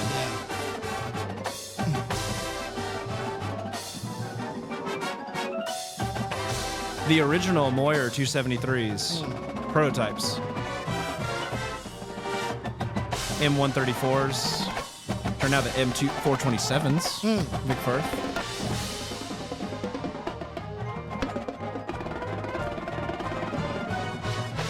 And Colin likes 5/8 too. And really fast signals. Did you see that snare drum split? That just was like right there. Cool little Z-pole here. There's Carla killing it on the octave work. You'd think that that'd be it. That's like halfway through part 2. Yeah. Little front ensemble feature here coming up. The mellows. Split 9lets.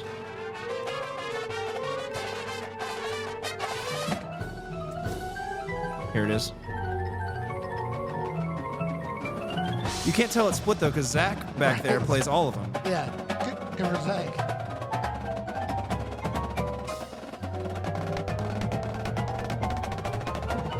Yeah, every putterta 9-lit variation you can imagine was in this show. There's an allophone, early allophone usage. I think the Boston Crusaders own stock in allophone now. There's Jeff back there, sampling it up, peel off roll.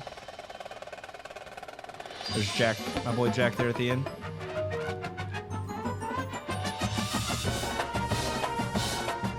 Turning the faders down. Another Subito piano effect. My boy Connor Mulford there on the toms. Now we bring it back. It's like Fireball. This is the Fireball of Cadets. Right.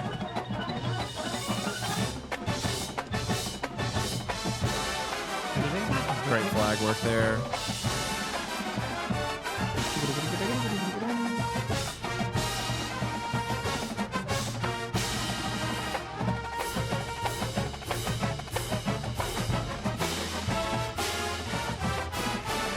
And there's your X, there's your 10. Boom. And the thing I loved about getting to be in Ian's front ensemble was just getting to get on the hand cymbals. Yeah. You know, and making new combinations of hand cymbals that were not necessary. like 2 China cymbals Yeah. with straps, Yeah. and that's now a cymbal sound. Now so was that. Go for it. So that good was a lot video. yeah, man. Chassis 10 movement too, man. Not many It's one- better orchestral No, I don't know. There's very scherzos or whatever you call whatever Yeah. that would have been. few. Yeah, so good. Yeah. So good. I mean, if every marching band, that's like a required etude. Like Oh, yeah. Every Just- marching band has to have chassis 10. I wouldn't be mad about it. No, we Because you can do it so many different ways and they all are cool. Yeah, 100%. You could take. There's so much material in there, and the rest of the show is all chassis 10 as well. So we did some waltz, some movement 3 stuff, and some finale stuff, which is some great stuff in there too. But for the sake of time, we'll move on and kind of talk about the next thing. So there's not really much else to say about my time. Obviously aged out. Cadets, very fortunate, was chosen as Cadet of the Year. Yeah. By the Rookie percussion of staff. the year and then the Cadet of the year. Yeah, You're doing the Cadet thing well, brother. I was like last couple of years in this amazing historic, I think it was like the 90th year. Yeah, it was the 90th year of Cadets that I got to be a part of, and just really wanted to give it my all. Yeah, I think the cool thing about it for me, Mr. Warren, is that it just speaks to your early dedication of you're gonna put in the work to be great. And 100%. It wouldn't have mattered if that was Cadets or Blue Devils or Santa Clara or Crossmen or wherever it was. It's just awesome that you have that innate drive within you to pursue perfection, man. Thank you. That's what makes we jive real well, man. Absolutely. Well, I don't take the credit. Like I said, it's been fortunate experience after experience, Round Rock and even my elementary and middle school band directors, going into UT and all of those things, just really been fortunate to be around some great teachers. Yeah. Part of that's, just being fortunate. And then I sought out great teachers. I kind of knew, I was like, I really want to be around great teachers.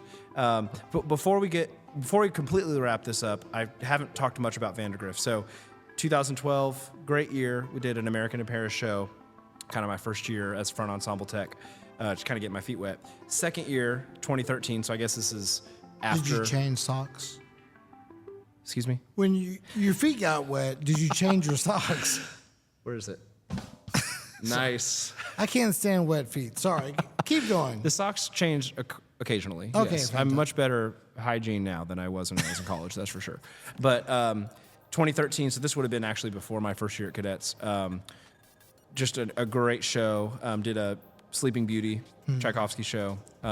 Or no, Swan Lake. Is that not the same thing? Those are 2 different things, right? Those different things, I believe. Maybe there's some Sleeping Beauty in there, but Swan Lake, and just super fortunate to be a part of that team. Got to meet a good friend of mine, Adam Kroback, who was a tech at Crossmen, but he's a Cedar Park graduate, so he knew Jeremy and Mike and Paul, and so they brought him on board, and we were just a great team. He was not on staff in 2012, but that was the first kind of experience I had being on a great staff. That wasn't the directors. Yeah. We called ourselves Staff Light.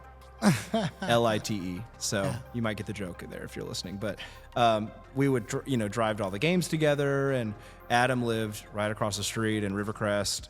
And so we hang out there, and we'd go to the football games, of course, and then go to all the contests. And that was just a really great year. Ended up winning the 4A state marching contest that year as part of that staff. So just to be even a small part of that was really, really cool. Of course, Paul's back, and he's just, kind of elevating his mentorship of me, and we're getting into some more serious teaching and educational conversations. Yeah. And, just can't thank him enough for his mentorship. So, and then I had, one more year with Vandergrift in 2014. And just another great year. I think this was our first year in 5A. So made 5A finals at state, BOA finals as well. It's kind of cool because Round Rock was in the mix too. So they're my alma mater, and I got to go and say hi to those guys and kind of be on the same field with them. And I did some teching at Round Rock too, actually. They did only indoor though. Yeah. I only helped them out during indoor. And I was really fortunate for a couple of years to teach a little bit with Rick Rodriguez in 2012 and 2013, just to make a little bit of extra money to get to learn from him. He was new at Cedar Ridge at the time, so when I wasn't at Vandergrift or doing school or all these other things, I would try to make it out there a little bit. So, man, I just was super, super lucky to be in Austin and be around these great programs. In 2015, coming back from Cadets, I really had a tough decision to make because they were pretty not, I guess, inflexible would be the word at UT about doing at least 1 year of Longhorn Band.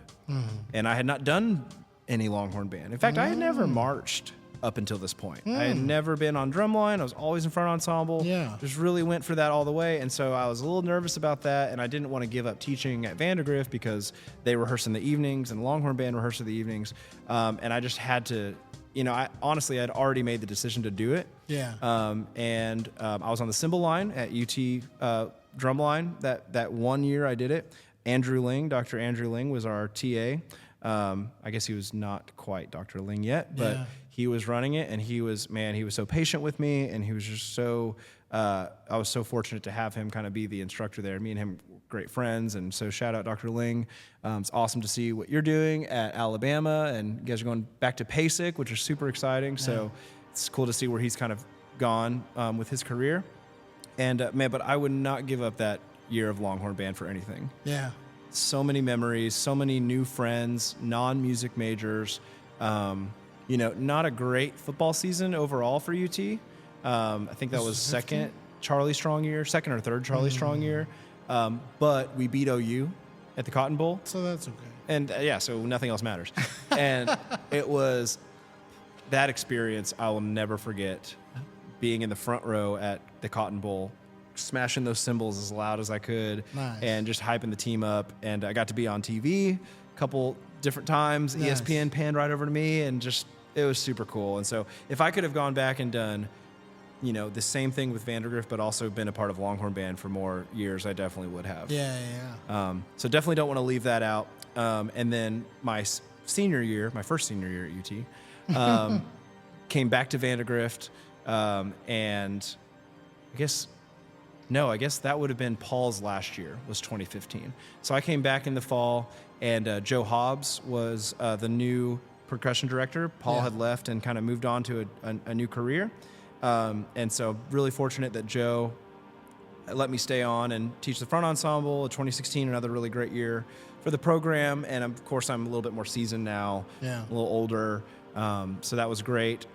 And then 2017 spring, this is my student teaching semester, and I had asked Mike Howard in October if I could student teach there at Vandergrift, and of course he said yes. And just another really, really impactful few months getting to work with. I primarily worked with the fourth band, but I was there every morning at 7 a.m. for their sectionals. Even the fourth band had sectionals at the same time. Everybody had sectionals at the same time. Wow. And so I was teaching flute sectionals and trumpet sectionals, clarinet, saxophone, and low brass. Yeah. And I just got, I was, by the end of the semester, I was not a half bad, little wind teacher. I kind of knew what I was doing, and I can use some fingerings and some tendencies. And that's 100% thanks in part to Mike Howard and Katie Van Doren and Stephanie Lee and Joe Hobbs for supporting me. Chris Yee was still at 4 Points, and he was one of my cooperating teachers at the middle school level, so I was in his beginner trumpet class 3 times a week. Jonathan Viella, who is doing amazing things. He's modeling, first of all. He's modeling for all these different ads. He's in the best shape of his life. It's crazy. And he's conducting all around the world, and I got to be in his beginner double reed class early on, and of course Joe Hobbs' beginner percussion class. So again, I was just really fortunate to be in that environment, and there's been some really great UT percussionists, Kazumi Matoki and Cameron Marquez, who's now studying at Northwestern, who have kind of gone through and did the same thing that I did, and not only student taught there, but got to teach the front ensemble. So just, again, between Cadets and UT and Vandergrift, I was just really, really fortunate to be in those environments, kind of all over. I know it's confusing. That's why I had to break it apart. There's a lot of things happening. There's a lot of things happening. As you should be when you're that young and you're trying to gain experience. Go do all the things. 100%. Go do all the things. Like you said earlier, there's kind of a catch-22 when some of these music students are in music school and they're practicing their butt off for lessons and ensembles and all those things, and their goal is to have a teaching degree, and they come out and they've played a lot of great stuff, but they haven't taught none. Sure. And that's kind of what you alluded to earlier, and you found a way to kind of do that, and that led to some great opportunities. Absolutely. And you know what? I'll admit, like, I probably should have played in more ensembles in college. I kind of had the large ensemble thing down, but I probably could have done more jazz. I probably could have done more, drum set. I got to say, Dr. Burritt, thank you so much for guiding me through my time at UT Percussion, because there were some low points for sure, and I didn't really have my head on straight, and that's every musician. I know, but I know, but Dr. Burritt was great. We've all been there. A great teacher for me and great leader of that percussion ensemble. Super fortunate to get to play in his percussion ensemble and learn from him, and of course Tony Edwards.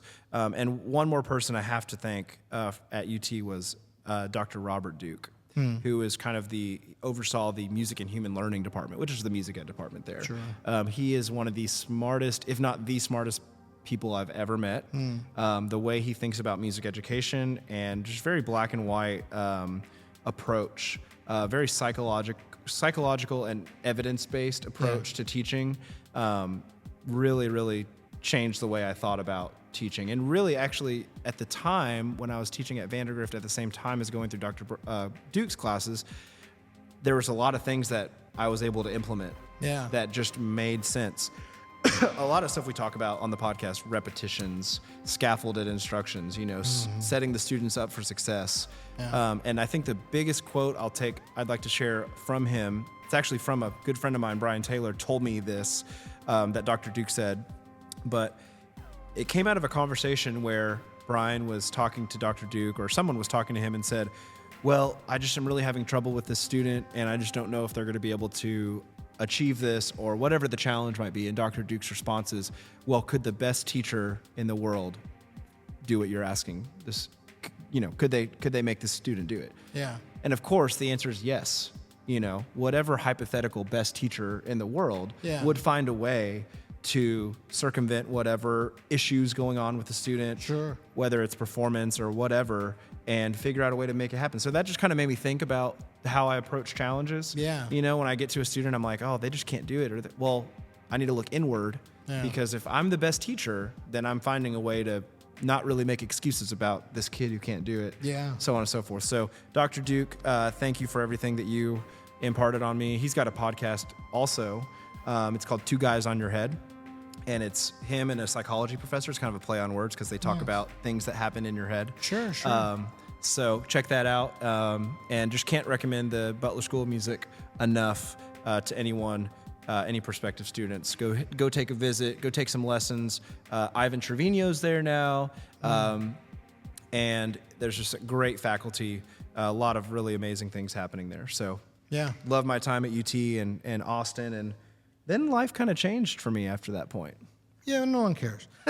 That's enough. That's enough of that. No, I want to change gears a little bit here, because we've talked a lot of music, man. You did a lot of music at that point, a lot of growing, a lot of great influential people, man. It's awesome that you have this vehicle to thank all the many people. 100%. That's great. What do you do that's not drumming? Dude. What are your hobbies? Like, this job, everyone knows this job takes some time, and you play a lot of music, you've done a lot of things. What did Riley and what does Riley Warren do to kind of unwind? Well, I have a racketeering scheme. We meet once a week, and man, I have a lot of hobbies. I really do. It's hard. Sometimes I kind of have to take a minute to think about them because I do so much invest myself in my work. But I have a dog, Black Lab. She's a little over a year old. Her name's Sheila. And Sheila's a great name. Yeah. I named all my drums Sheila. Really? I did not know this. After the drummer, Sheila E. Sheila E. That's right. Well, there's a few influences for her name, but she's a great dog, and I'm really passionate about labs. We had labs growing up, some chocolate labs and some yellow labs, and I love taking her on walks and training her to be a great dog and playing with her. And taking her to the dog park, and that's really my way of getting outside and getting exercise. So I love doing that. I love playing sports. I love playing basketball, and any chance I get with our students to play. Our students are really athletic, and they, it's really fun to get out there with them and play, football or basketball or ultimate frisbee or whatever the case. So I like doing those things. I like seeing live music. I like going to bands, go see bands live, rock bands. I like to go to the orchestra, classical music, of course. I love, and maybe I'm leading into this next thing, but I love television and film. I'm a big fan of all things when it comes to television, certainly drama and comedy, maybe some action, but really, I love great comedy, and I love great drama when it comes to television. I love a great movie. Yeah. I love great acting and filmmaking and directing and stories. I spend a lot of time watching TV and watching, and it's really been my way since I've taken this job. It's really been my way to unwind. Yeah. At the end of a long day, seeing things I've watched like all the way through: Entourage, Sopranos. We like It's Always Sunny. Love that. Big one. The Office, Seinfeld, Curb Your Enthusiasm. I recently finished MASH, which was 11 seasons. That was so daunting, but I just have always had an affinity for that show. My dad and my uncle Keith would always have that on when we were at my grandma's house. They'd always put on MASH and watch old episodes. So I really wanted to watch that all the way through, and I did. Succession, another great HBO show. Eastbound and Down, all the Danny McBride, Vice Principals. Yeah. That stuff's really great. But yeah, and then I think we're going to maybe talk about some of the greatest movies, and I'm sure that allegedly some of them are on my list. So on my episode, we talked about the Apple Music 100. I want to do some that. I think one of the things, like really early on when you got here, you'd ask me like, "Oh, have you seen this movie?" My answer is always no. Like, I don't know that I've said yes 4 times. Have you seen this movie? No. I'm not a movie guy. It takes 2 hours of sitting down. Yeah. And I'm really bad at that. Just in general in my life, like I'm really bad at that. But I want to run this list of top 50 movies of all time down. Let's do it. 10 at a time to see what you think. Yeah. Okay, let's go for it. All right. Is this the IMDb top 250? Top 50. The top 50 of them. Okay, great. Yeah. That's a great list. In fact, 250 seems like a lot. No, we'll be here all night. All night. We can do a different episode on that. But I actually consult this list. Me and my brothers growing up really liked watching this list because it's based on a combination of user reviews and critic reviews to make up this kind of definitive list, in my opinion, of some of the best movies. So when I'm always looking for a new movie to watch, I try to start with this list and see what I haven't seen on it. Yeah, and then we'll see if I've seen it as well. Sounds good. All right, number 50, Finding Nemo. I've seen this one. Great movie. I think all the Disney Pixar movies belong on this list. Most of them, up until maybe Monsters, Inc., maybe 1 or 2 after that. Okay. Number 49, Back to the Future. Back to the Future, great movie, iconic movie. If I talk about every movie this much, we'll be here all night. But great movie. Doc, Michael J. Fox. Yeah, Michael J. Fox. Great storytelling. Great movie, great series, and it's like my sister's favorite in the world. Yeah. All right. Number 48. Yeah. 48, Terminator 2, Judgment Day. So, okay, I finally watched this actually a couple years ago. I'd never seen it. Yeah. The first 2 Terminators are great. I don't have much to say about the ones that came after that, but if you're going to get into the Terminator series, you have to get at least through 2 because you start out thinking, "Oh, he's just going to be a bad guy the whole time," but then you realize he's just a computer. Yeah. Our poor Schwarzenegger, right? The Governator, he's just a computer. So in 2, I like his character a whole lot more. So, he's really intimidating and scary. And then have you seen the Arnold documentary on Netflix? I have not seen it. Okay, you should watch that. But it's like you see this evolution that he does go through in here. That might be the only sequel that's higher on the list than the original. True.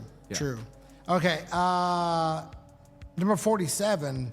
One of my favorite movies of all time. You're saying you have seen these movies? I've I've seen all these so far. Yeah, this guy over here. He's just selling himself short. Never sell yourself short, folks. I saw guy. them all before the age of, well, besides Finding Nemo came out. All these other ones are old. I saw them at like the age of, I don't know, 7, 10. Number 47, one of my favorite movies of all time, Jurassic Park. Great movie. Yeah. Iconic. You turned me on to how important Michael Crichton is. Yeah. Not just in Jurassic Park, which is a great series, great book, of course, but I never finished it, but I did get really into ER a few years ago, and I watched about 6 seasons of that, which is, he wrote all of those episodes. Yeah. He's a great storyteller. Yeah. You know, that's the thing that's in common with all these movies. Great is stories. they don't have just great acting and directing, but they have great stories. I was having a conversation with a friend just the other evening about how important storytelling is to the human mind. And this just kind of goes to show that. I love that. All right, number 46, Kill Bill, Volume 1. Great movie. One of my favorite directors, if not my favorite director, Quentin Tarantino. Yeah. Uma Thurman. And it kind of opened my eyes to a new genre of film for sure, because I'd never seen anything like it when I saw that. No, it's very different. Like, what the heck is happening here? Yeah, definitely. Really got awesome action, kind of bloody, gory. Very. Yeah. Yeah, for sure. All right, number 45, Gran Torino. Okay, have you seen Gran Torino? I have seen this movie. Yeah, this is a great Clint Eastwood movie. Maybe the last truly great Clint Eastwood movie. Yeah. I was watching Good, Bad, the Ugly earlier, or a couple weeks ago. I was texting you about that. Yeah, So yeah. That's a great. Gran Torino, good movie. Yeah. Starts off. Well, it's pretty powerful. It is. It's a powerful. He learns a good lesson. He does, but in the end, you know, he's kind of racist. Yeah, that's what I was trying to allude to. It starts off really racist. He's very prejudiced, but throughout the movie, he kind of develops a relationship with, I believe, South Korean neighbors. Oh, it's been a while since. Yeah, Korean. Yep. Yeah, and because he was a Korean veteran. yeah, and so he fought them in the war. Yeah. So yeah, that plays a big. It's been a minute since I've seen that, but that is Yeah. a great movie. It's been a minute since I've seen it, but Definitely yeah. check that one out if you've slept on it. Great movie. What is that? 45. Oh man, there's like 4 other Clint Eastwood movies that have to be above that. 4 or 5. We'll see. I don't know. I didn't really read the list. Okay. Number 44, The Green Mile. That's a great movie with Tom Hanks, Yeah. and his name is escaping me, but Michael Clark Duncan. He's in Talladega. I was gonna say he's in Talladega Nights. Yeah. And some other really great actors in there. But what a great story, Stephen King novel. Yeah. So Good movie. 3 I've hours. seen- That's a 3-hour one. I've seen that one a long time ago. What's one next? time. All right, number 43, Leon the Professional. Okay, I've not seen this one. This is about an assassin, and I don't know. I know a few friends who are like diehard Leon the Professional fans, but this is the first one that I've not seen on the list. I'll say that. Okay, nice. What is that? 41? That's 43, and Okay. I haven't seen it either. Okay. The Secret in Their Eyes, number 42. When did that come out? The Secret in Their Eyes came out in 2009. Is that an anime? No, this does not look like anime. This is a new okay, one. let me read the synopsis here. A retired legal counselor writes a novel hoping to find closure for one of his past unresolved homicide cases and for his unreciprocated love with his superior, both of which still haunt him decades later. Sounds like a great movie. Never heard of it. I've not seen it on the list. Sounds intense. Yeah, sounds good. It's giving Mystic River vibes. You ever Yeah. seen Mystic River? No, I have not seen that. Okay. Sean Penn.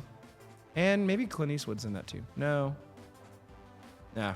I don't know. Next. Doesn't matter. Number 41, last one for the moment, The Exorcist. Great movie. Really had to stomach that one when I decided to watch it. I think I was in high school. And came out in the 70s, obviously. And my dad had seen it when it came out. And just an iconic horror movie. Really well told. And just really scary. I mean, to this day. Haven't seen it. Oh, man, it's terrifying. Haven't seen it. You know why everyone says, oh, that movie's terrifying?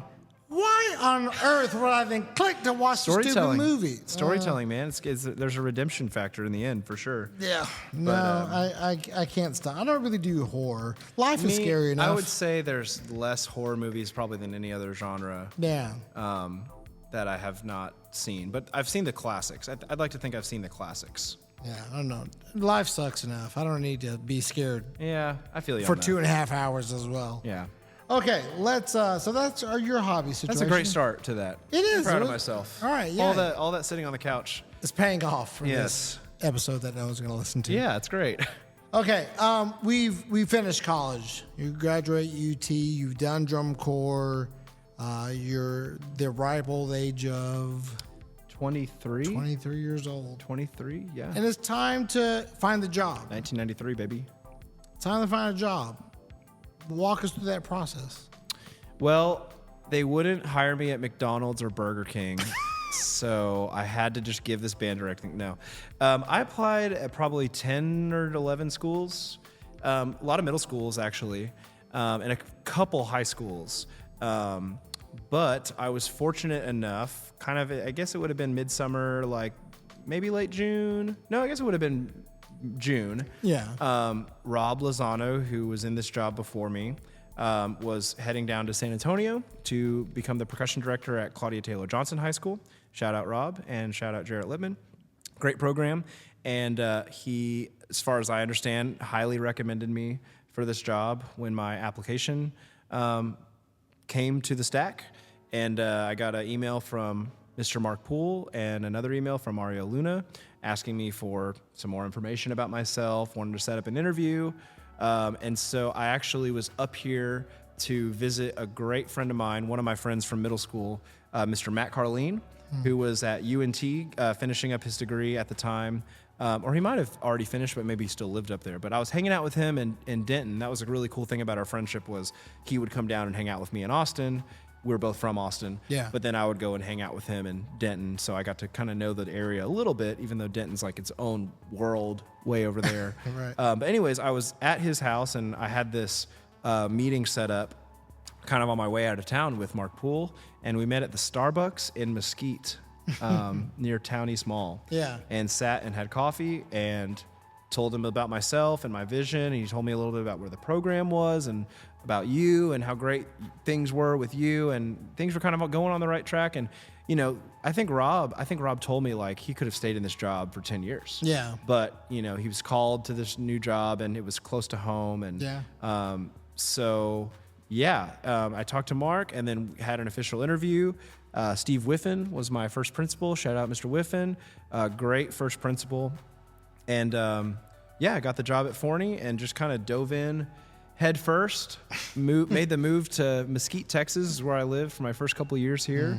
And driving to work every day and just getting to do the thing. And it was great. I was super fortunate. Obviously, I loved it because I'm still here. Yeah. It's cool that, you know, I've gotten to see you grow and you're Gotten a little wider as the years have gone on. well, I was going to say wiser, but that works too. Let's just flip one letter in there. Right. But yeah. Yeah, Wardle King over here. Yeah. It is 5 letters. There you go. Ben shout out Ben. Shout out Ben. Under Brink. Yeah, so this was your first job and you're still here, man. What are some things that in this time span are quite different from beginning till now? Man, well, I just have to say to anyone out there who's in their first couple of years as a percussion director, as a band director, just stay true, stick to your guns, I guess, and stay true to yourself and stay true to your beliefs, because it does not happen overnight that you get a successful program or you get a program that's, regardless of the level of success, one that is, I wouldn't say easy to go to work in, but there's definitely a point where there's a flip that's switched in your teammates and the students that you teach and the parents and the administrators and all of those things that just kind of slowly start to get a little bit more easier than the first couple of years. You know, I think in most programs, you know, there's always some hills to climb to get things to kind of be the way you want them to be. Yeah. And so certainly that you got to pick your battles in that first year. And I certainly did. There were some things that I wasn't quite ready to change about the way we did things here at Forney or implement my way. But there were some other things that we did kind of right off the bat that I'm really glad we did them when we did, because we're seeing the benefits of that now. So I would say that's the number one thing. You know, these kids, when I got here, they had thank God they had you as their rock. I mean, they knew Mr. Jacobs from the time they were a 7th grade beginner. We used to start 7th graders. But, you know, Mr. Luna was awesome. He was here for, I think, like 6.5 years or so before he became the fine arts director. And then just kind of coincidentally, you know, no fault of either of these folks, but Mike Matthew was here for 1 year, and then Rob Lozano was here for 2 years. So there was a little bit of inconsistency in the percussion director position. So For sure. understandably, it kind of took some folks a little bit longer than others to trust me and to accept me and, do the things that I was asking them to do and make the investment and commitment that I wanted from them. And there were certainly some times when I probably overstepped how I communicated what I wanted, certain students to do. Yeah. And that was all part of the sometimes messy learning experience of being a young full-time teacher. And that's the other thing. One thing I learned coming out of, I had all these great experiences in college and teaching at Vandergrift and all these great things. And you kind of think more than you really do. Sure. And I kind of learned the hard way that being a full-time teacher is a lot different than just being a tech. Sure. Or, being a great drum corps kid. Yeah. And so there's a lot of challenges from that point of view. But we talked a little bit on your episode about, kind of those first couple of years, my third year. God, can you believe it's been 3 years or 4 years since COVID?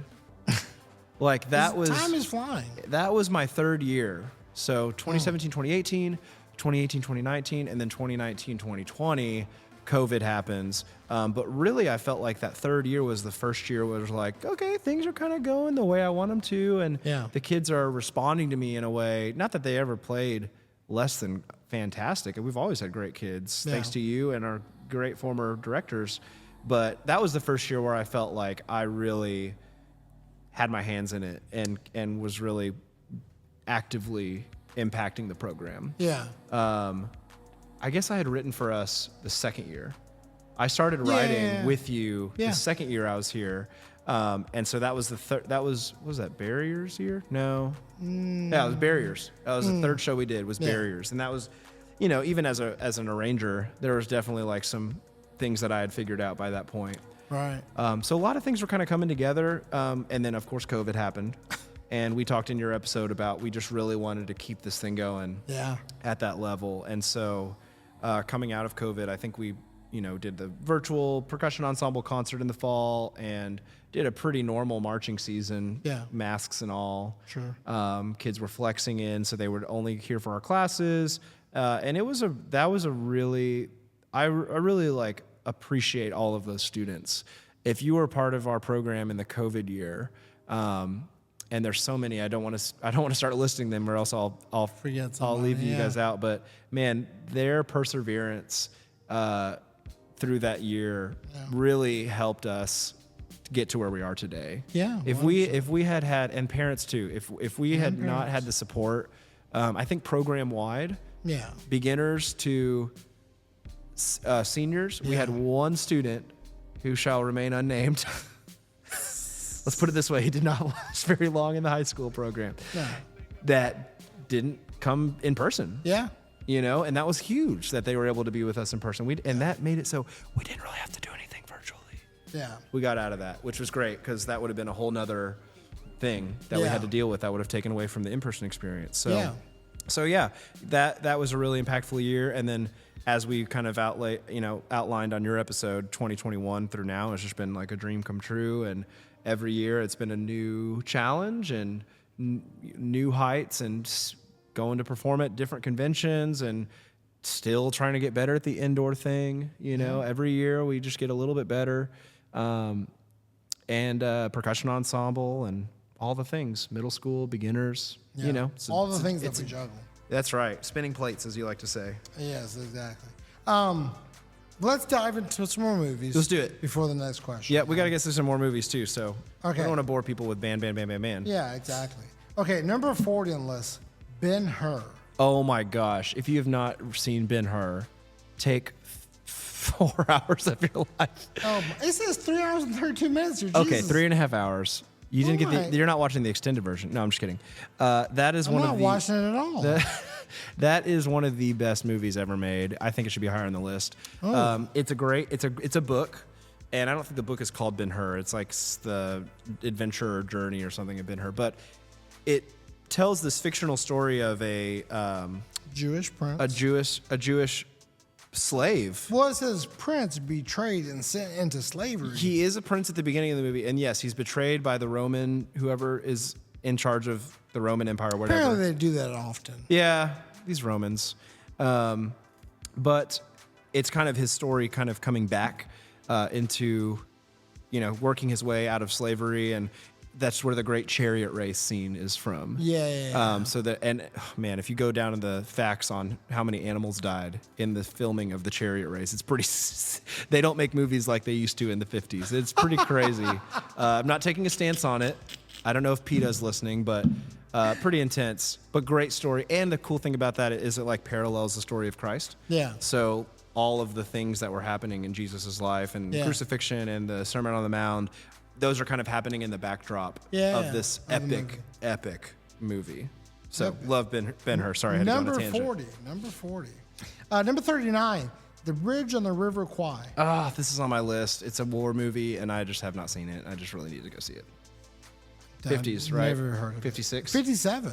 So close. Pretty close. Number 38, Saving Private Ryan. Great. There's an inappropriate joke I cannot make on this podcast about the title of that movie, but great. We've all heard that one. Great Tom Hanks movie. I actually saw an interview with Tom Hanks recently about Doomsday.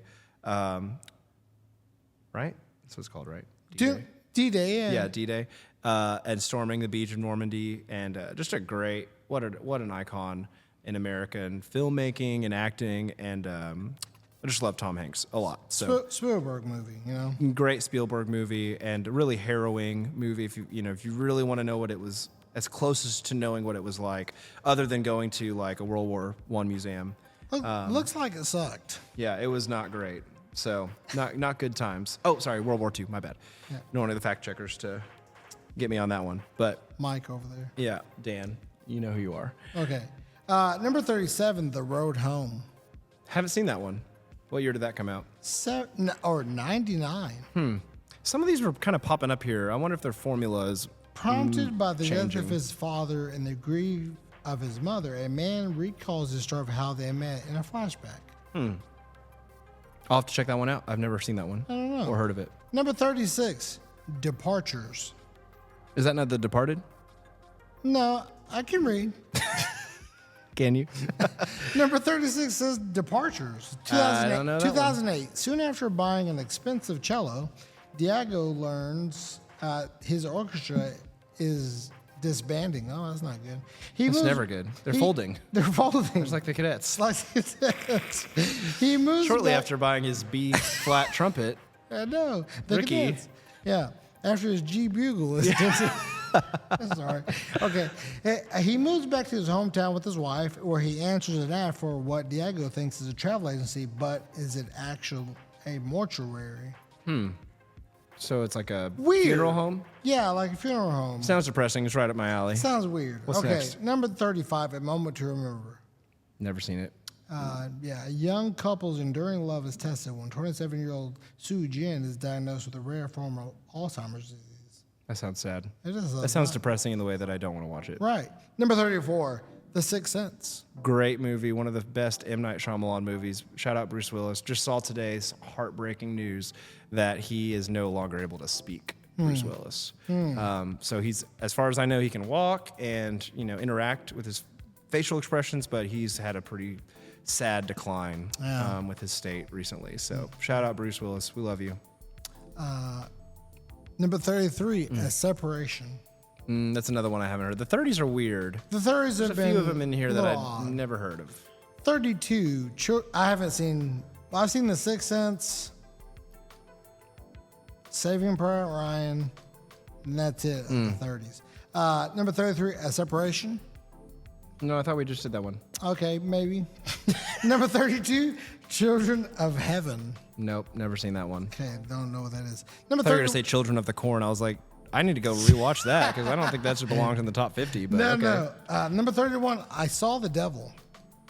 Nope, never heard of that one either. No. You tell you what. In the 30s, pretty rough. Yeah. Pretty rough in the 30s. You want to keep going? Let's do a few more. Let's You wanna do a few more? Let's get to 26. Okay. Let's see what's coming up. Number 30, The Return. That's another one I haven't seen. I don't know. Number 29, Memories of a Murder. Nope, that's another one. Are you sure we're on the same list still? Bro, I don't think I changed the page. Okay. What's 28? Number 28, Alien. Great movie. Okay. Nice.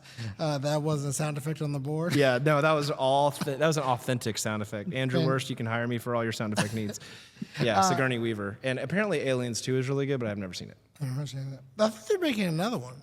Probably. They've made Alien vs. Predator, all those. It's not really going to die. Predator's another one that I recently saw. I'd never seen Predator, but had to see it. Get to the chopper. Yeah, it's a great one. Yeah. All right, number 27, spring, summer, fall, winter, and spring. Never heard of it or seen it. Weird. A boy is raised a Buddhist monk in an isolated floating temple where the years pass like the seasons. Interesting. There's a lot of foreign films in the 30s in here. Maybe they changed the formula recently. I don't know, because a lot of these I've never heard of. Number 26, It's a Wonderful Life. Oh, man. Shoot. Is that the one about the guy who kind of makes the World War II, like, livable for his kid? No, I know what you're talking about. That's a great movie. I've seen that one. That's a foreign film. No, an angel is sent from heaven to help a desperately frustrated businessman by showing him what life would be like if he had never existed. That sounds very Christmas Carol-y. This is a Christmas movie, yes. Oh, okay. I don't think I've seen that one. I haven't seen it, but I know like the famous scene. Tell you what, let's do the next 5. Let's get down to 20. Oh, we're going. Number 25, Braveheart. Great movie. Finally sat down and watched it. I've never seen it. Last year. Freedom! Yeah, I know that part. Right. Number 24, 3 Iron. Never seen it or heard of it. This is kind of funny. I like this description. A transient young man breaks into empty homes to partake of the vacationing residents' lives for a few days. That sounds like Parasite, which I know is on this list. Oh, okay. That sounds funnier because. Yeah, that does sound funny. All right, number 23, Titanic. Great movie. Sadly based on a true story, if you didn't know. Yeah. Number 22, The Pianist. Okay, I finally watched this with Adrian Brody, and I think he won the Academy Award for that. And that's another World War II movie. Man, these directors be out here capitalizing on the about the plot of the world. Yeah, there's a lot of great movies that came out of that. Not happy that it happened, but no. That's a great movie. And it's, he's a pianist in Poland before everything starts getting bombed. And Gotcha. That's a great movie. People should watch that one. Number 21, The Dark Knight. That's down to 21 now? Yeah. That used to be number 3. Wow. That should be top 5. Really? Yeah, that's the best Chris Nolan movie probably ever. Christian Bale and Michael Caine and Heath Ledger, rest in peace.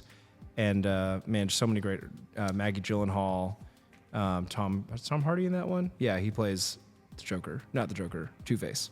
I'll never forget seeing that movie, 2008, in theaters.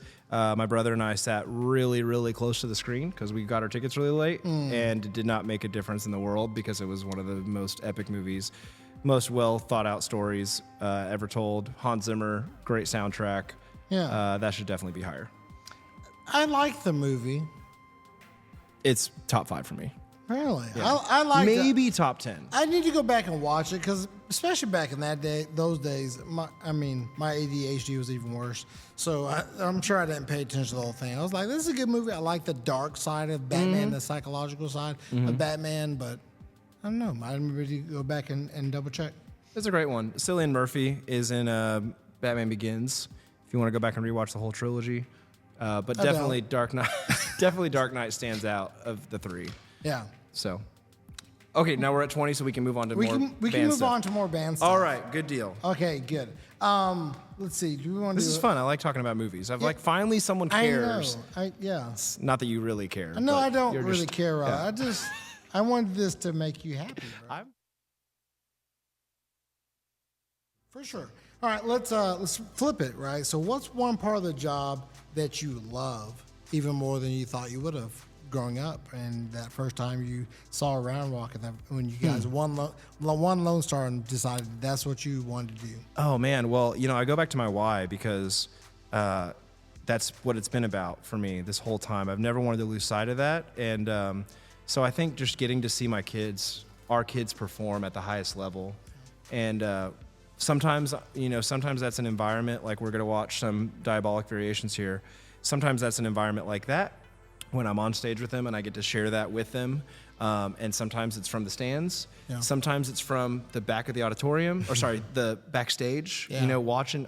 That's like my favorite thing about our concerts is just getting to be back there and cheering our kids on at their concert band performances, or sitting in this very room and watching them play their solos and watching them throw down. I mean, getting to see them succeed at the highest level musically, 100% is my favorite part of the job. Yeah. At all levels. So the first beginner concert when we play, less than 10 out of the less than 10 duet from Fresh Approach, Right. and that first performance, they're all really nervous and they're in their rows, and I like to take them away. You kind of put the pads away, and we like do a big celebration and kind of go crazy a little bit with them, and that's always a fun moment for those sixth graders. Up until 7th and 8th grade, getting to watch those kids perform at our contests, and in indoor, we do the middle school indoor thing, which is great. And then high school, of course, all the marching band, Friday night performances, and competitions. And again, we've been super fortunate to play at PASIC and Midwest, and getting to share the stage with them for those and watch them. That's just, there's nothing like that. And it's part of, I love rehearsing too. Yeah, we talked about that. I love rehearsing. I love the grind. I love being really organized and like nitpicky about my rehearsals and planning them out. Like, that's something I've gotten better about. I think has helped us.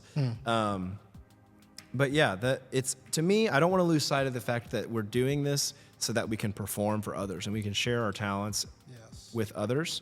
And so I really like to cherish those performance memories more than anything else, I think. That's awesome. And I love goofing off with the kids. We have great kids. Yeah, we have They so make me many great laugh every single day. They make me cry. They make me feel a whole range of emotions. Sure. Mostly good. Mostly positive. And these kids are hilarious. I think we have some great kids. They're so smart. They're so wise beyond their years, some of them. And, it's just a blessing to get to teach children. Yeah. And work with kids every day, because they're the future, and whether you like it or not, And we've got the best ones, I think. Yeah, 100%. We've got the best ones. Best ones for sure. The feels. Yeah. Let's jump into some movies again. All right, let's keep going. Hopefully we recognize a few more of these on this. I think so. Number 20, Castaway.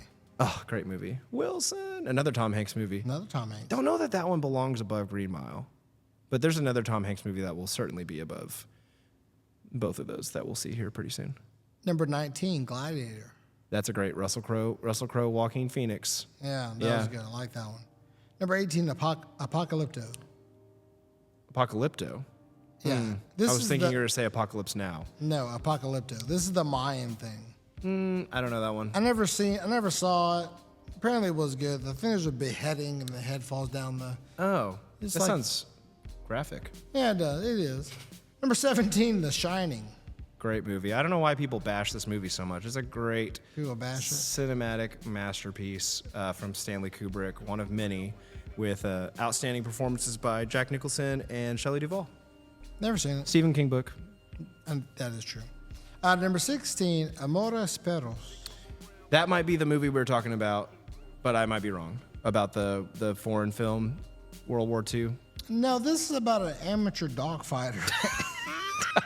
Okay, Could not have been more left okay, field. listen to this. This came out in 2000. An amateur dogfighter, a supermodel, and a derelict, I don't know what that word means, Yeah. derelict assassin, all separately struggling to find love, find their lives transformed by a devastating car wreck in Mexico City. Interesting. Apocalypto. No, that's not Apocalypto. That's Amores Perros. Never heard of it. Very weird. Number 15, My Sassy Girl. I don't know that this is the IMDb Top 250, man. I swear, this is the one I'm... There is, what is this? Oh, maybe I switched page. No, I think this is... IMDb is right here. But that might be a fan list. Okay. So scroll down. Let's go back to, if you don't mind, let's go back to 25. Okay, Tony, you say the word. I'll do it. Start at 25. Okay, Because I think some of these were from that fan. City of list. God. Okay, actually, I've seen like half of that movie. It's in Spanish. 24, Saving Private Ryan. We talked about that one. 23, The Silence of the Lambs. Okay, see, this is where we diverge. So that's a great movie. Anthony Hopkins and Jodie Foster. That's a different kind of scary movie. Yeah. Weird, but great movie, great book. Cannibalism, right? Very, very much a theme in that movie. 22, Seven Samurai. Oh, this has been on my list forever. It's a 50s movie. I think his name's like Kurosaki, the director. He made a 3 hours and 27 minutes. Yeah. Number 21, It's a Wonderful Life. Okay. Yep. Haven't seen that one. Number 20, Interstellar. Yeah, great Chris Nolan movie. Probably my second favorite Chris Nolan movie after The Dark Knight. Number 19, Seven. Oh man, great Brad Pitt, Morgan Freeman. 7 Deadly Sins. Oh, so good. Yeah, Seven Deadly Sins. Yeah, Kevin Spacey. Yeah. Need to uncancel him real quick because he's a great actor.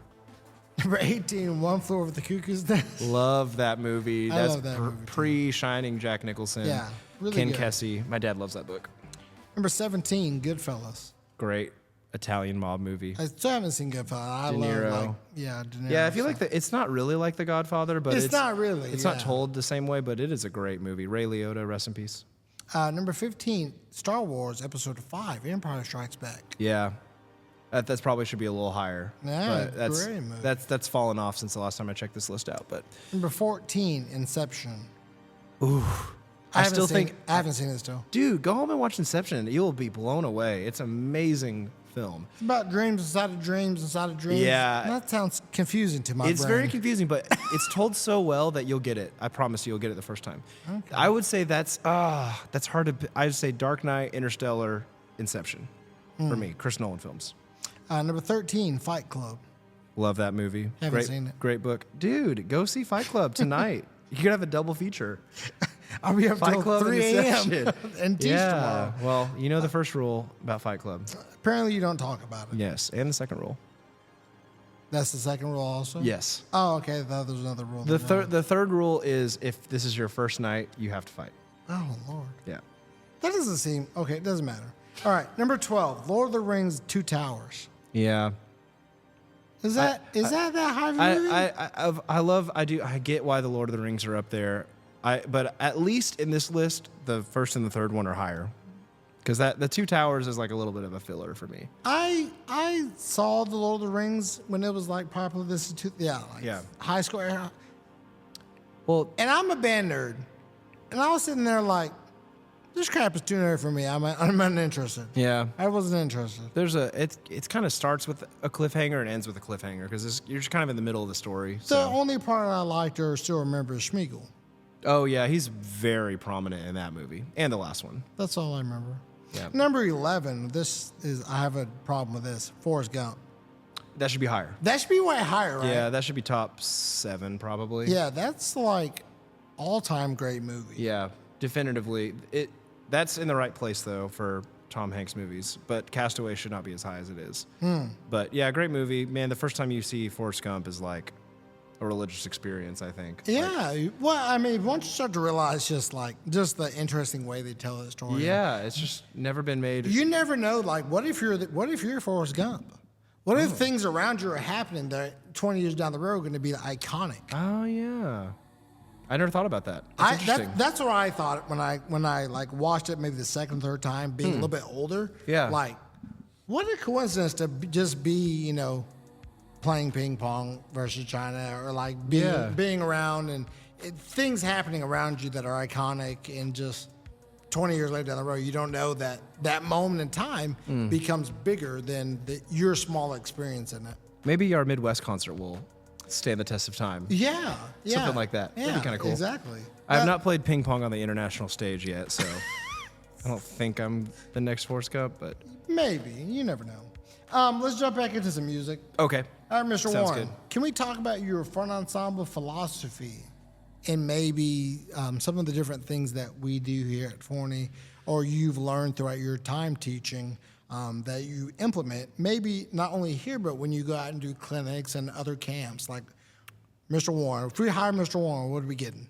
Okay, that's a great way to put that. I'll keep this brief because I could probably go on and on about this, but I think the biggest thing, you put it in the perspective of going out to other schools, is like, when it comes to marching band and indoor, like, you just got to hit the bars harder, guys. Like, you're not hitting them as hard as you need to. I'm sorry. Like, you've got to teach your kids to make a big sound. And I know that the first thing people say is like, oh, well, I don't want that to translate to their concert playing. It's like, Okay, but in every other field Right. of music and life, like you have to learn how to make adjustments. So, and I think like building the chops to be able to play with a big sound will make it so that like, okay, if I'm playing marimba and I'm playing 4 mallets and I'm playing as loud as I can, well then I know I'm never going to be expected to play that loud in any concert setting unless I'm playing John Mackey. You know, so you just tailor it down from there. But I think building the chops to play through the bars and play with a great sound is number one. I think that's the same way I think about teaching drums. Yeah. You know, teaching beginner practice pad, play with your biggest, fullest sound. Yeah. And you know, I think in the last couple of years, I've like, with my best players, I tell them, I'm like, okay, play to your best sound. What's the biggest, fullest sound you can give me? And then take 5% off of that. Yeah. You know, and then that's really where the sweet spot is. Yeah. So I'd say like that's the biggest thing for me. And then I'm a whole hand guy. I'm not like a back fulcrum or a front fulcrum guy. I am a front fulcrum guy when it comes to playing faster than like 144, 152. You know, once you get to a certain tempo, then yeah, we got to take these back couple fingers off and we can work the smaller muscle groups. But yeah, I've never been like a back fulcrum person. I don't really understand that philosophy or how people get away with teaching that. But that's just my opinion. So it's my podcast. I can say what I want. But yeah, the whole hand needs to be involved for sure, whether it's 4 mallets or 2 mallets. And then I just think like bigger muscle groups to smaller muscle groups, right? So if we're playing slower, big, open, I'm using a lot of arm to get the sounds that I need. Once we get faster, it's a little bit less arm, a little more wrist. And then like I said, at the faster tempos, it's like fingers. Those are some like big philosophical like approach technique things. I would say from like a mallet player standpoint, you got to know all your scales. You know, you gotta be able to play all your major scales. If you really want to be serious, you got to know all your minor scales too. Yeah. And as many scales as you can learn, because Literally as many as you. Yeah. you know, my time at Crossmen was just so influential to me because those teachers made us play all of our scales in lots of different patterns and circles. That's So- all music is. yeah, it's Scales just and different Scales patterns. and patterns, and so you never realize. You think of it as such a drag. I got to learn all my scales, but then I call it facility on the instrument. You know, you have more facility. You can see the instrument differently when you know how all the different scales and patterns work. So as much technique and scales and different exercises for different scales as possible, and then you got to throw in a few like performance tunes in there too. So like we play spatial awareness, which works on dynamics and rhythm and there's one other like really like just the fact that we're moving our hands apart. Yeah. You know, there's like 3 components of it. It's like a little lot tune. Yeah. You know, and that's a great exercise. We play 67, which is a little bit more old school, but works through triplets and 16th notes and eventually sextuplets and ninelets and back and forth. That's like a little lot tune, but there's a lot of things in there that are great. And then, so you gotta have a few like that. You know, you gotta have your scale exercises like your lockjaw or your shifts as we call it, your green scales, or we have a version called yellow. And then honestly, this is one thing I wish I would have done at June camp. When you're great marimba players, like when your cream of the crop players can do all those really well with 2 mallets, you got to throw them on 4 mallets and just start making them do everything inner mallets. And just leave the vibraphones or leave the, you know, if they can't handle if they need to work on their 2 mallet, That's okay. That's okay. And not saying you need to have your marimba players constantly on 4 mallets, but give them a chance to, you know, they don't need to work on 2 mallets for 8 hours a day. Yeah. They can be working on their inner mallets. They can be coming up with some cool variations and getting the 4 mallets going. So you got to kind of know when to do that. And then I love having a drum set in the front ensemble. You know, we were very blessed to have Mr. Jude Frentress with us going into a senior year. Just won the Neil Peart PAS drum set scholarship. Shout out Jude for that amazing Which one's the accomplishment. applause? Oh yeah, right there. Yeah. Jude. There we go. Love it. So that's awesome. We're just gonna fill this thing out, and it's just gonna be next level. Enamored. So yeah, you know, I love having someone there to keep time. If I can get timpani with that, I'll take it. That's just been so challenging. We're just not quite at the point. We had 3 straight years of great timpani players. JT Chase, you brought up in your episode, and Courtney Gibson and Spencer Parnell really did a great job for us for 3 years. I love writing for timpani. And then, you know, if it calls for it, having a solid rack player or 2 is always really important. And then I think one thing that we've done a lot is not have dedicated, like, basic gong people. Sure, yeah. Giving the vibes a chance to get back there. Giving the vibes a chance to get back there. Those students tend to be maybe not the fastest note learners, but you want to develop them. So you don't stick them on there and just play bass and gong all year. No, of course not. I mean, they get a chance to do some mallets, they're playing exercises going, and then when, the moment calls for it, they're back there on impact stuff, makes things fill out quite without, while still developing those students. Sure. And we're doing that a little bit more this year than we have, admittedly, the last couple of years. So I'm really excited for that. We got our marimba players doing some great tambourine work and some other things. And we've even got our outside marimba players going to play some bass and gong. So I think one of our vibe players picks up a triangle and plays some triangle, play some tambourine. Because we don't have a dedicated rack player. But if you're planning on moving to Forney, Texas, please do me this favor. From now until the end of time, email me in May if you know, because I would love to plug you in before the first day of school. Please, please, please. Please. Hate not to rewrite parts. Yes. At the beginning of school. Yes, that's always one more thing. But yeah, I think those are kind of my big front ensemble. What about some arranging things and maybe? I think that if anyone sees this, one of their comments pretty quick is that, boy, they sure do play a lot of notes. Yeah. I don't know. It's a double-edged sword because you can't. Well, one thing we've learned is you just cannot write in a way that's going to take away from your wind players. Sure. So you got to be really careful if you're going to double a woodwind line or if you're going to double a mellow line in the marimba part or the vibe part. You just got to be really careful that you're not going to, take away from them because it's going to be cut really fast. I tell my kids, they know this. They know the deal now. I've been writing so long for them. I'm like, y'all know what's going to happen if we overplay this beginning part of the ballad. It's a really cool sextuple-y thing with some soft mallets, but if you overplay that, what's going to happen? They're like, cut. They know. They know. So they just have to be aware of that. And then certainly, when it's time to shine, we like to throw the book at them. I'll say a caveat to the what's the word I'm looking for? Exception to the rule. I think, impact moments, that's the time to put your vibes on the melody, man. Let the vibes play with whatever the trumpet one part is or the flute one part is. And you can pretty much get away with that and let the vibes really sing. And that'll really help you in your drumline shows when you don't really have that backing up. You can have those vibes play that. So those are some of the things. And you just got to, at this day and age in Texas marching band, you've got to pick your times when you can show off something that no one else is doing, whether that's a really cool 4-mallet thing or maybe a split thing or maybe all the players go to another instrument or something creative. I think that is really what makes groups stand out. And, I thought we were, the front ensemble and the battery we had last year, I thought was the best we've ever had. But Glenn Fugit at finals, great judge, seasoned judge. One of the things he said in his wrap up was wish I could have seen a little bit more 4-mallet permutations and stuff from the front ensemble. And he was right.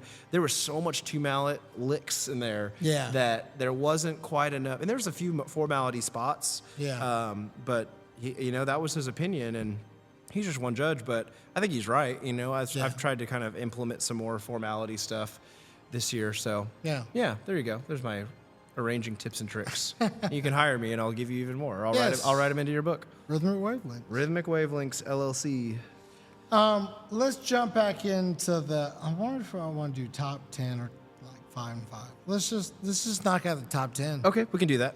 Number 10, The Good, the Bad, and the Ugly. Talked about this earlier. I think it's a great movie. If you don't have the patience to watch a 3-hour movie that with not a lot of dialogue, then it's not for you. But I haven't seen it. Yeah, sorry. Shocking. It's the third of 3 Clint Eastwood spaghetti westerns. You know why they're called spaghetti westerns?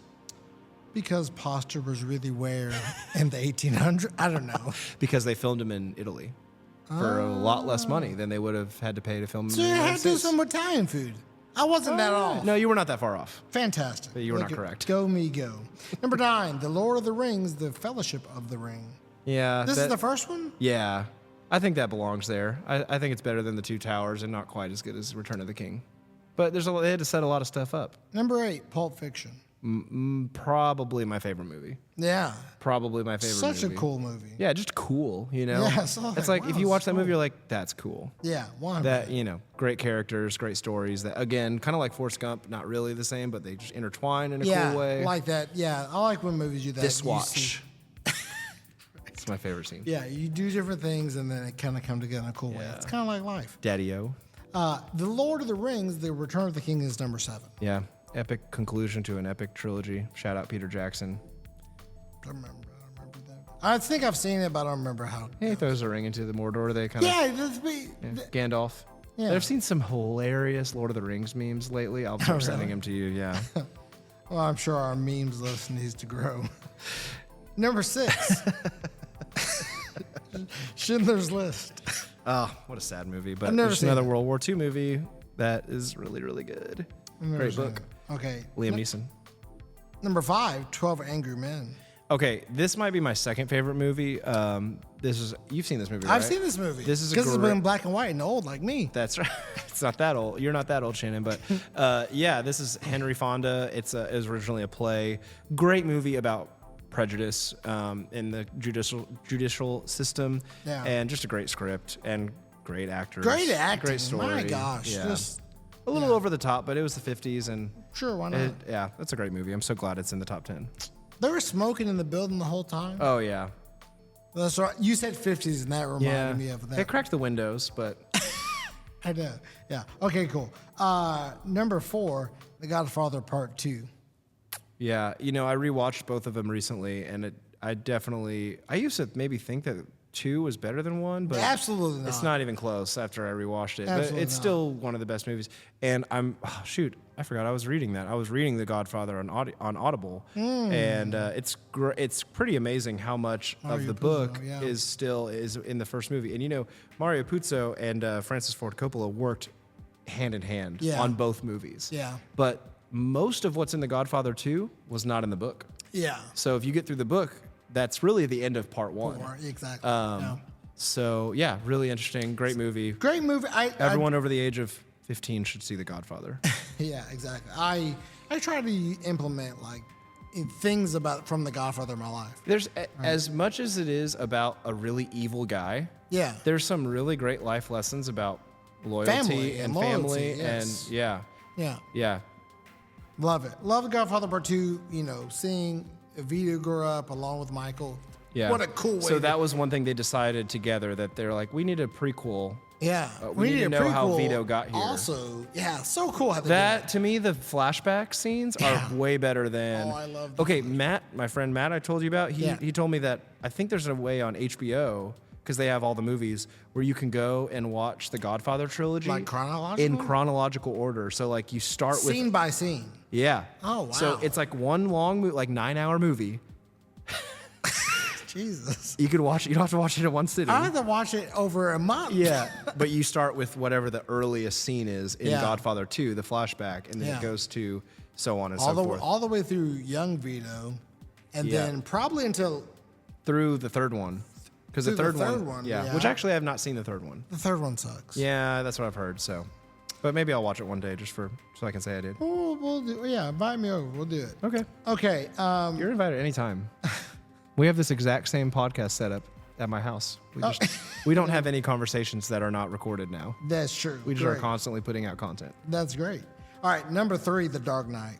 This Okay, is, yeah. See, this is why I was Yeah, like, this is where you got me. that's I just clicked on the first one. I'm sorry. it's okay, dude. It's all good. All right. I think it belongs there. I think it's the third best movie ever made.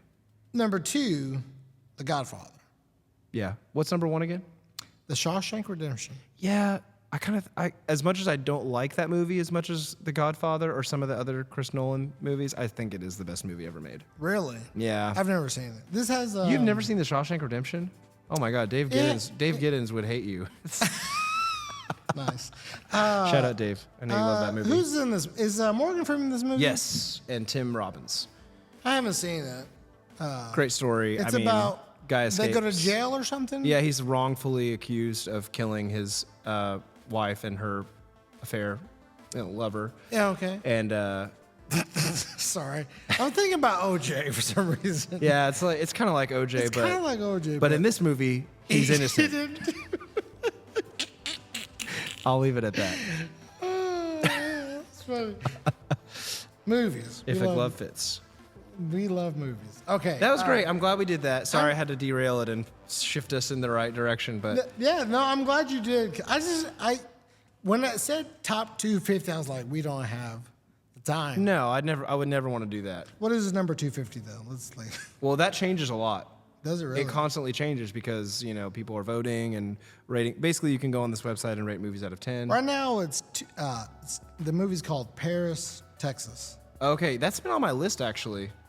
That's been on my list to watch. It's based in Paris, Texas. What's like a Toy Story is back there somewhere. Aladdin's 258. Yeah, Dance of the Wolf. Lion King's in the real top 50 for sure. Lion King, the animated one. Probably.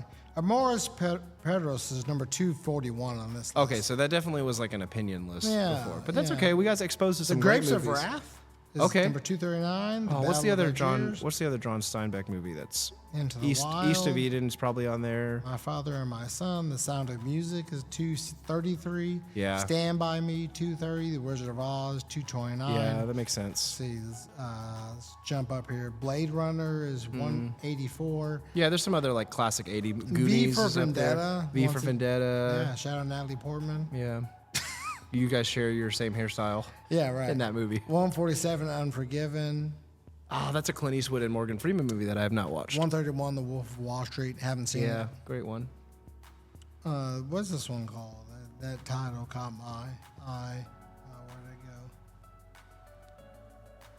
go? Oh, lost it. Oh, no. Number 129 for a few dollars more. That's another one from the Dollars trilogy, The Good, the Bad, the Ugly. That one's the second in the installment. The first one's a fistful of dollars. The second one's for a few dollars more. And the third one is The Good, Bad, and the Number Ugly. 103, North by Northwest. Great Alfred Hitchcock movie. I love this soundtrack. Yeah. Oh, it's so cool. That one and Vertigo are like my Yes. two Hitchcock favorite movies. Not Psycho. 74, Amadeus. Yeah. Number Great 57, Memento. movie. Yeah, that's a great movie with Edward Norton. No? Never seen it. No, he's in American History X. Maybe I can't remember the actor in Memento. That might have been the first M. Night Shyamalan movie. Number 16, The Matrix. That was 60? 16. Oh, what? Didn't we do the top 20? Did I skip? Yep, I did. Okay, that makes sense. Yeah, it's there. Okay. It's a great movie. Interesting. We like movies. Great story. You like movies. I Yeah. have seen a few. I'm a big movie fan. So there you go. You asked what I like to do other than teach band, and I like to watch a lot of movies and talk about them. Okay, back to Forney and what we do. Why do we do so much? Man, if it's not apparent from any of these episodes or from this episode and the last episode, we just love our jobs. I mean, I just love getting to come to work and just teach drums. I mean, that's simple, really. It's not that hard. Yeah, it's exactly. It's like if you love what you do, you'll never work a day in your life. Yeah. And I'm living that every single day. I wouldn't start a podcast called the Dream Job Podcast if I didn't think I was working my dream job. That would seem very inappropriate. Yeah, at that point. this is not for profit so far. So So far. there's no monetary gain from doing this. I just love doing it. I love talking about it and bringing other people on who love it just as much as me. So yeah, and when you get to do it with great people, it makes it even better. How do our students? I wasn't talking about you, by the way. Hey, perfect. I didn't assume so. How do the students handle it? Like, we do a lot, and we do a lot throughout the year, and people ask us. I thought about this question because we do ask them to do a That's lot. good. And That's good. yeah, that you I thought put some about thought it. about. I thought mostly about that question about adults. annoying. But I just think it's a culture thing. I think our kids handle it. Obviously, they handle it extremely well. Obviously, like anything, when you're asking children to do something they've never done before, obviously there's going to be, moments of growth, moments of doubt, moments of disappointment, moments of elation, a whole range of emotions that they're getting to experience. But I think also the more we do it, the way we do it, I think it just feels, I think there's less. I don't feel like I'm pitching to our families every year what we do. I think Definitely not. I think we have been successful enough and been consistent enough that people, for the most part, understand what the expectation is. And there's not too much pushback, I guess. It's not really the word I want to use, but there's definitely every year, it's like there's going to be new challenges. There's going to be a lot of elements of what we do that are not going to be easy or comfortable. No. But that's kind of the point, I think. You're not going to be comfortable in life. You're not going to waltz your way to a successful job or, success in life or riches or, whatever, any relationship you're in, whether it's a friendship or a partnership with someone, it's going to be a lot of hard work and it's going to be a lot of messiness. And so sometimes band is like that. Sometimes being in our program is like that, but hopefully there's always a light at the end of the tunnel, which is, life-changing relationships and performance experiences and all those things that, why we do what we do. Yeah. We have a lot of inside jokes. Yeah. We joke a lot, quite a bit. Do you have a favorite one that we can share? Man, I don't know that I have a favorite one. I just love our banter. And I think you and I have spent so much time around each other that when we're in a group with other people, that's when I really notice it. Yeah. That there's like another level of friendship and banter that we can kind of get in and out of any like conversation jokingly. And it's like one of those things where people don't realize if we're being serious or not. They have no idea when we're being serious. And I think I think we don't get invited to many band staff meetings because of that. Yeah, they're just like, if they come in here, they're just going to derail this whole thing. Yes. I think that's my favorite thing. I mean, we've had lots of great inside jokes over the years. Not all of them are appropriate for this podcast, but most. I love our cynicism. I love our approach to the way we think about the world. And I think it's funny, like when the night before PASIC is a great example. We were in our hotel room with Ben Underbrink.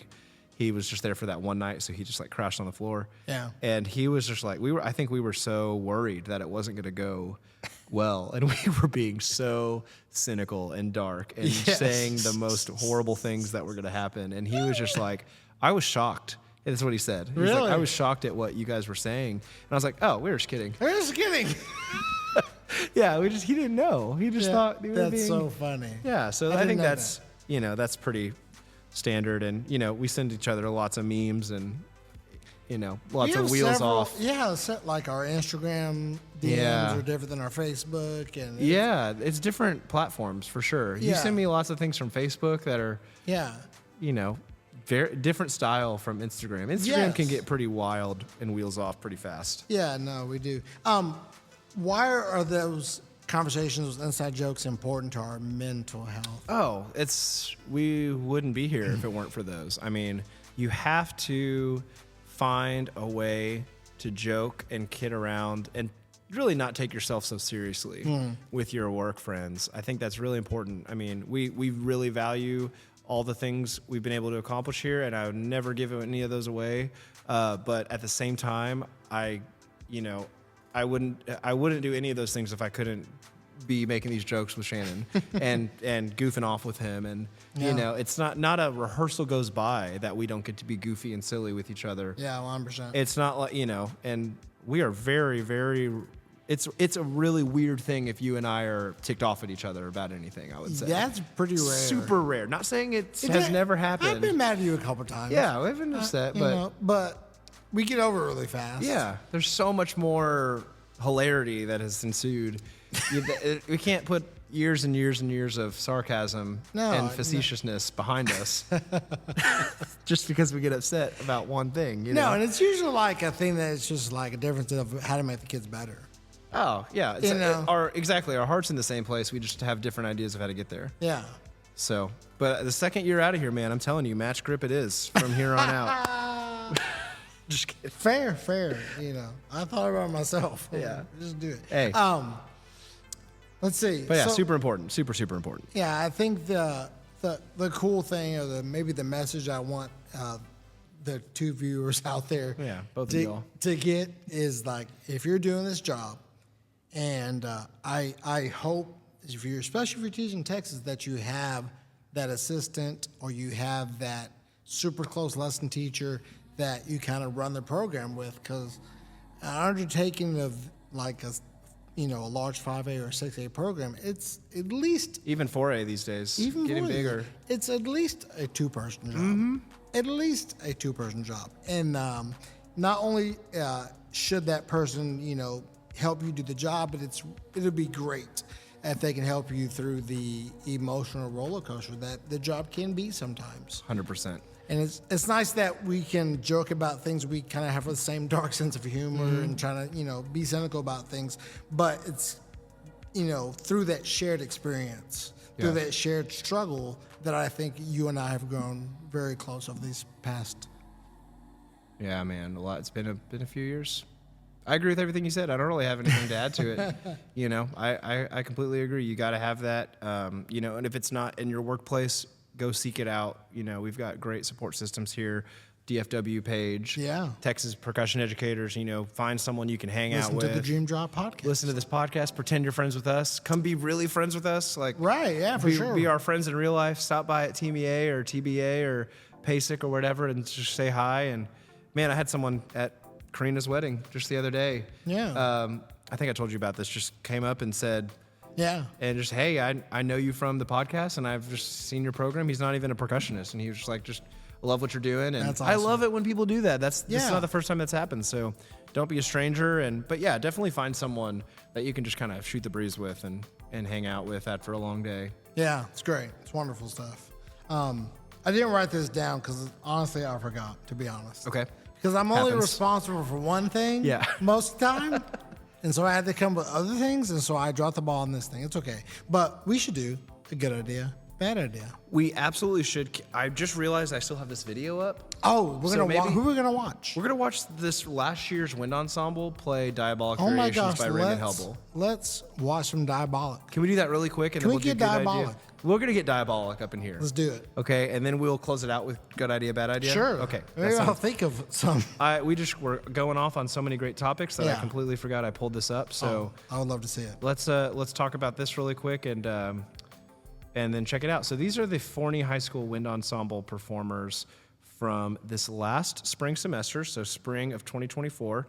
And, we had just performed at Midwest in the winter and PASIC the year before. And in preparation for both of those, I think we talked about this on your episode. We played Crown of Thorns and Palace of Nine Perfections. And so to me, this was really like the This is like the Triple Crown. This is like the Triple Crown of percussion ensemble literature, I think. And there's I bet a million people have a million different opinions about that. We're But gonna say the Triple Crown of classic percussion. I would venture to say a little that. bit older. I would venture to say that. So these Percussion orchestra. 10 students. Here at Dr. West. That's right.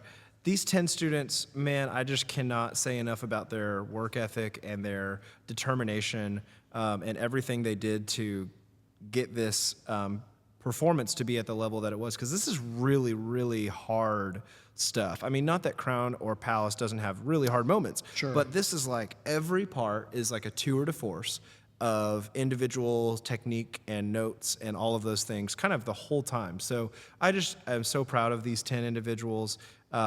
We've got Lucas Sanders, recent graduate, Lucas Howell, Adam Ray, and Josh Ball, and Sarah Stevens. Sarah and Adam, both graduates now. Caden Furlow, rocking the Cortali part, and Camden Furlow, and Court Williford comes in and plays the back half of the chime part there. So these 10 students, man, I'm just so proud of all of you. I'm proud of every student in our program.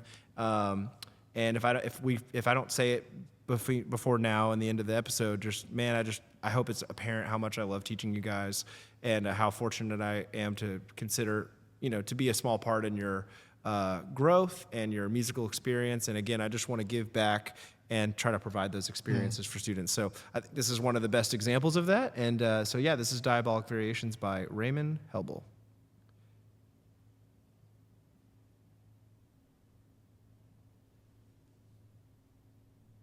And it starts really soft, so you gotta really listen.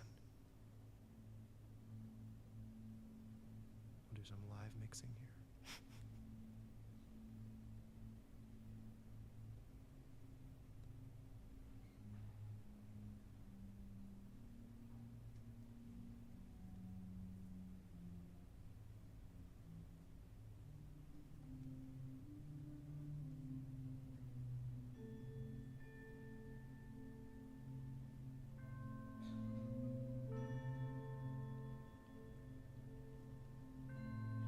So just like Crown of Thorns, this is just a really sensitive opening, which takes a lot of focus and musicality and breath from the players. A lot of maturity.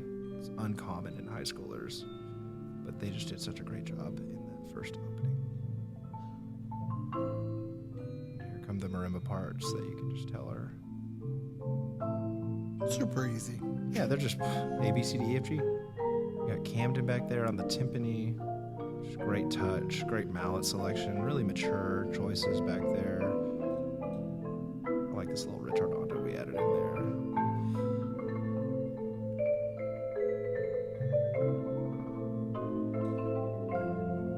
I think through these pieces, especially this one, we've started to be able to teach the kids that, okay, the first step is learning the notes on the page. Oh, yeah. And then adding the music. It doesn't say return under there. Well, let's add it. Let's add some feeling. And they've grown a lot musically because of that. Oh, yeah. The other good thing about this, you talked about in your episode, the Ferviente kids are all part of this ensemble too. So those top kids contributing. Jacob Wade, I don't know if I mentioned him in the... Yeah. I might have left him out. Sorry about part. that, Jacob. Yeah, he just did a great job on this clock part. You would never guess that this was in 3/4. Right. You know? This whole opening. Beat is just constantly changing. Subito forte here.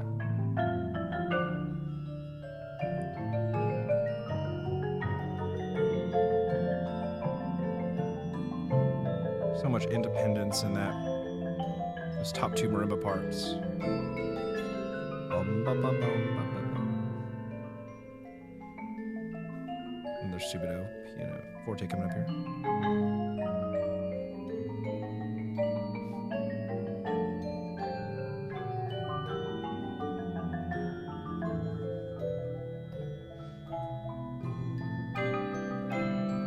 I love the tempo changes in this because it's just like a little faster. Just a little bit. Just put a little spice on it. Yeah. We didn't go through that, and we should go through that. Yeah, I think we started at like 66 beats a minute, and now we're at like 76 over the course of 3.5 minutes. Yeah. You know, very subtle, but we hit those very Texas style with the metronome in class, you know, very methodical. Really beautiful playing here by Lucas Howell, All-Stater a couple years ago. This was everybody's favorite part here, measure 92. That's where we really get diabolic. Everyone's jamming out. That's one thing I love about kids in our, wind ensemble. They really know how to take some of the performance things they learned from marching band and implement them into percussion ensemble. Yes. Love this like metric modulation thing here. This is like the hardest thing forever. It's not written. It doesn't tell you you have to do this. It doesn't tell you. Right. You have to fall on your face about 10 times and go, wait a minute, there's a better way to do this. Yeah, we were well into the process of just doing it as one, like this, 3 and 1 and before I was like, no, this works a little better. Yeah. As 12/8. Like at the, yep. So we had to go in every measure and divide it up into 4. Every kid and count it, because if you can say it, You can play it. that's right. This to me is like, it's the hardest part, but it's also the softest. Yes. It's so soft. So hard to play hard, fast things soft. But then we kind of come out of it here triumphantly.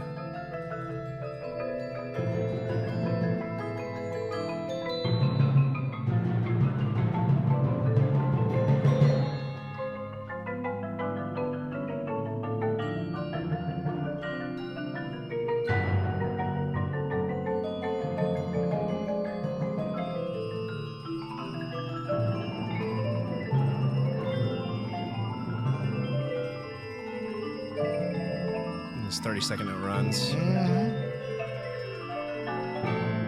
I'm not sure who it was, but someone very wisely came in and told us, like, let's put some like accents on those, not written, but just like, let's accent the beginnings of those. We really know where those were, and that helped that phrase a lot. Yeah. It's insane, Cortala solo. Oh, yeah.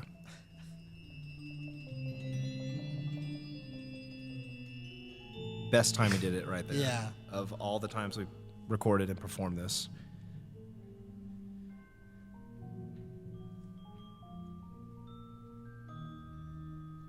These little trade-offs.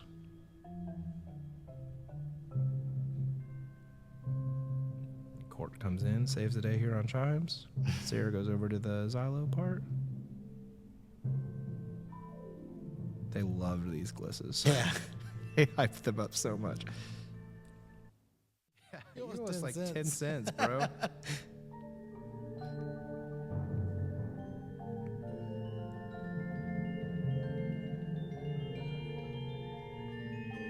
Super hard Glock solo. Jacob just nails here. He was so patient with me. I just had to. There were so many like, man, it's really close. Yeah. And he's like, like, no, it's not really there yet. But he put a lot of work in to make it super special, and it came across there at the end. So hard to go from those triplets to the 30-second notes. Spencer, I didn't mention Spencer either. Man, I am so sorry, guys. If you ever listen to this, I think I've got everybody now. Spencer killing it on the vibes back there.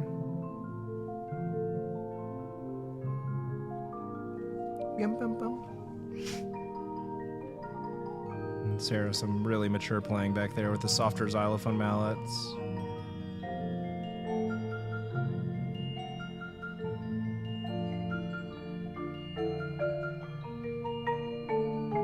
Just love all the individuals that pop out underneath, over the texture. Talk about music being like a language, and everyone has a voice, has something to say. You gotta know your spots. Yeah, for sure. And Camden really does a great job leading us here through this cello rondo. Yeah. The most drastic tempo change in the whole piece. Really hard to grab this.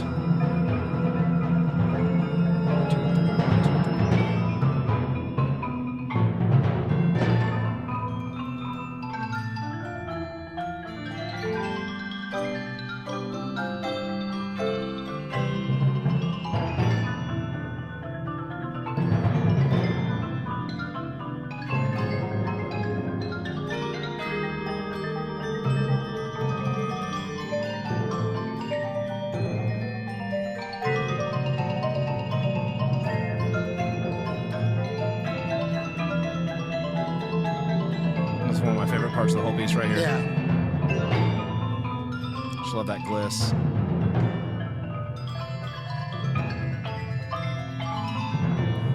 So while it gets softer here, I'll just kind of preface, we talked about sharing a moment with the students and this sense of accomplishments that we just got to communicate something really powerful. And so as the piece concludes, I think you'll see that on my face, and the student's face is kind of, again, my why is like, why I do this is because of moments like this.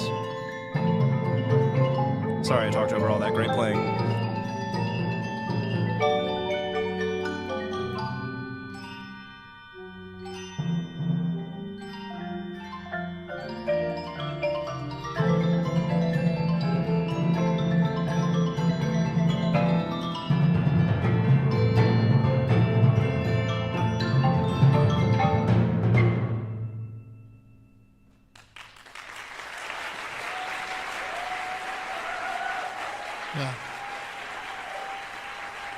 Yeah, just a sense of relief and pride, you can tell. Yeah, love that.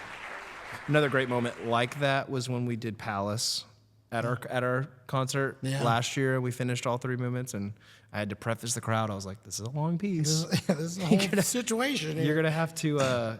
You're gonna have to. You gotta be patient. You gotta be patient. Sometimes in life, like the payoff takes a minute, and that's okay. But and that's super okay. And that was just another moment where just like, just to have all those, all the dopamine, all the endorphins and everything, just like release and just have that sense of accomplishment and pride is just, there's nothing like it. So love it. Absolutely love it.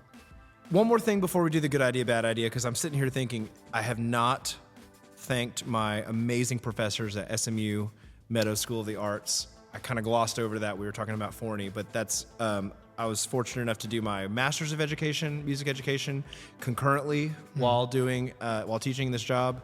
Dr. Sarah Allen, Frank Troika, Lynn Jackson, Jack Delaney, Rob Frank, some amazing professors and teachers that I was fortunate enough to study with at SMU. If you're a band director in the Dallas-Fort Worth area, cannot recommend the Masters of Music program at SMU higher or more, at a higher level. It's super affordable. It's a third of the tuition rate from what a normal SMU graduate degree costs. It's 30 hours, so you can knock it out in like 3 years with some summer classes. And, I wanted to take that leap and further my education, and I have no regrets from that. I just learned so much and made so many new connections. That's so good. I forgot about that when I was talking about Forney, and I wanted to make sure I stopped and said thank you to those people. And I think one of the people we mentioned, I won't spoil it, but one of those people we might interview them. In fact, a couple people who've come up tonight may or may not be interviewed in the upcoming season. Wait a minute, we're doing a season 2? Yes, Shannon, I told you this 10 times. No. Yes. I wasn't aware. We're gonna have to go over my contract. Yeah, we'll give you a slight pay raise for your time. Okay. But no, yeah, we'll wrap up and talk a little bit more about that. But I wanted to make sure I didn't leave those folks out. Awesome. Very cool. All right. Well, like I said, I totally forgot about Good Idea, Bad Idea. So you're over here letting me rant about the movies, and you're like, I'm going to make some questions up here. Well, it was mostly during Diabolic. Oh, nice. during that ad. I'm sure you came up with some great ones. No, I don't know if I did, but some other things. All right. Good idea, bad idea. YouTubing dog training and then using the dog training maybe on the students. You will be amazed. I wish we could get him on the podcast. The amount of things that are so similar from training dogs into dealing with people and training students. I'm not saying I'm treating your children like dogs, but no. I'm trying to utilize some proven techniques to help train them and make them better people. What's the guy's So good idea. What's the guy's name? Oh, my favorite is Stoney Dennis. Stoney Dennis. He's from Kentucky, and he's great. He says, "Welcome back to the bluegrass. It's a beautiful summer day." And or a beautiful winter day. It's snowing outside. We're getting the dogs out, and I love him because his whole thing is like learning by doing. He's I think he really gets frustrated with a lot of dog trainers. Sensationalism, like, oh, you can lose this much weight by just taking this pill. It's like, no, you really got to go and do the work. Yeah. If you want your dog to act the right way, you got to go out and be with your dog. You got to put him in environments that are going to be challenging and exactly. And taking small steps like scaffolded instruction one by one, sequential, if you will. So I love watching dog training videos. So I think more people should. Cesar Millan is great. Yeah. He's got his whole show. So yeah, should be replacing some music education curriculum with dog training videos. That's fine. I'll go as far as find a way. that. We'll find a way. Doing drum corps, being redheaded, forgetting to put on sunblock. Man, okay, you're not going to believe this. It's a bad idea, but you're not going to believe this. I tell people this because that's the first thing they want to say. Oh, you're redhead. You better put sunscreen on. Never heard that before. The further this goes, the more real I'm going to be with our audience. Yeah. It took me one full summer of drum corps to take my complexion of my skin from like pasty Casper the Ghost white to like normal person. Yeah. And once I got through that first summer, I did not put that much sunscreen on after that. Yeah, and I would come back, and I'm back to mostly pasty white Casper the Ghost, but I was pretty tan there for a while for a redhead. And you can see that my hair did not used to look like this. It used to be bright orange when I was a baby. Yeah, like bright orange red. Really? Yeah, it's kind of like it's with enough. Maybe it's gotten darker. Yeah, I think it has over the past like maybe 7-8 years. I feel like even when I'm it's got more burnt orange. Oh yeah, I like that. Hook 'em horns. When I'm in the sun for a long time, it gets kind of blonde. Yeah. So it's kind of cool. I think this is the right name, but I don't remember. Good idea, bad idea. Having a furbo. Great idea. Yeah. And ring. I like my rings too. It is a furbo, and I'm mostly. Historically, I've been more disappointed in what I've seen on the furbo than pleased. But basically, if you don't know what a furbo is, it's a camera for your dog. which my dog chewed up. It's supposed to have this whole thing where you spit out treats and you can give your dog a treat in the middle of the day, but my dog chewed that up. So now it's just a camera that I use to monitor Sheila. Yeah, what she's doing kind of throughout the day. Yeah, what she's up to. Every now and then I'll catch you. You're like, checking out. She's on the couch. I'm like, oh no, she's eating something. She shouldn't. She's gonna pooped on the carpet again. Yeah. We've been pretty good about not going in the house, so. That's great. Yeah, that's a great idea. Good idea, bad idea. Waiting to send that email after someone's told you, I can't make it to rehearsal. The amount of grace I've shown, even in the last month and a half, I'm really proud of myself. Yeah, because I usually sit there. I told you this. I don't know what kind of year this is going to be for me. Is it going to be am I going to go all in and make, or am I going to try to ease up on some things? And I just, at the end of the day, sometimes you just got to show grace and hope that it's reciprocated. Yeah, you got to hope. But these are people we're dealing with, so. Awesome. Yeah. Good idea starting this podcast. Great idea. This has been, for me, I would say getting this job, that was the first huge relief of like, okay, I've really made it. I've really accomplished what I set out to do. Getting my graduate degree, going to SMU, that was kind of number 2. Like doing that concurrently, along with all the other great things, but getting to do this podcast with you and getting to share with the world what we've learned and share what other people have learned, that is, I'd never really thought about the fulfillment I would get from that. Yeah. So it's a great idea, and man, does it take a long time I was editing an episode that hasn't come out yet just today, and I was sitting there like, man, this kind of does take a long time, but just getting to sit back and listen to the conversations again is a great reminder. And so thanks for being a partner with me on this, and I promise someday I'm going to make it worth your while. It's already been worthwhile. Lots of learning, lots of hanging out. I mean, like I said, one of the earlier episodes, like just to get to hang out with some of our friends, fellow educators, get to hang out with you, shoot the breeze, has been complete joy. Thanks for saying that, man. Really appreciate it. You're a great host. Well, I don't know about that. I just sat over here and read, and then I forgot a whole segment. That's all good. That's all it is. You just got to read it, and yeah. Dude, it was great having you, Mr. Riley Warren, on the Dream Job podcast. Thank you for creating this whole thing, spending lots of money on these toys. I should put it on a credit card. Right. Yeah, we have a whole podcast about credit card debt at some point. Yeah. The Side Quest podcast. The Side Quest podcast. That'd be fun. That's kind of fun. Done talking to all these boring band directors. Right, exactly. Talk about what we really want to talk about. Well, do you want to? You made an announcement. We're doing season 2. Yeah, we're doing. So I think we talked about this on your episode. Oh, did we? But we'll talk about it again because it's the end of the episode, and for everyone who's been a loyal listener, we are all 4 of you. All 4 or 5 of you. Thank you, and we're just excited to keep this thing going this summer, and we're going to record a bunch of episodes.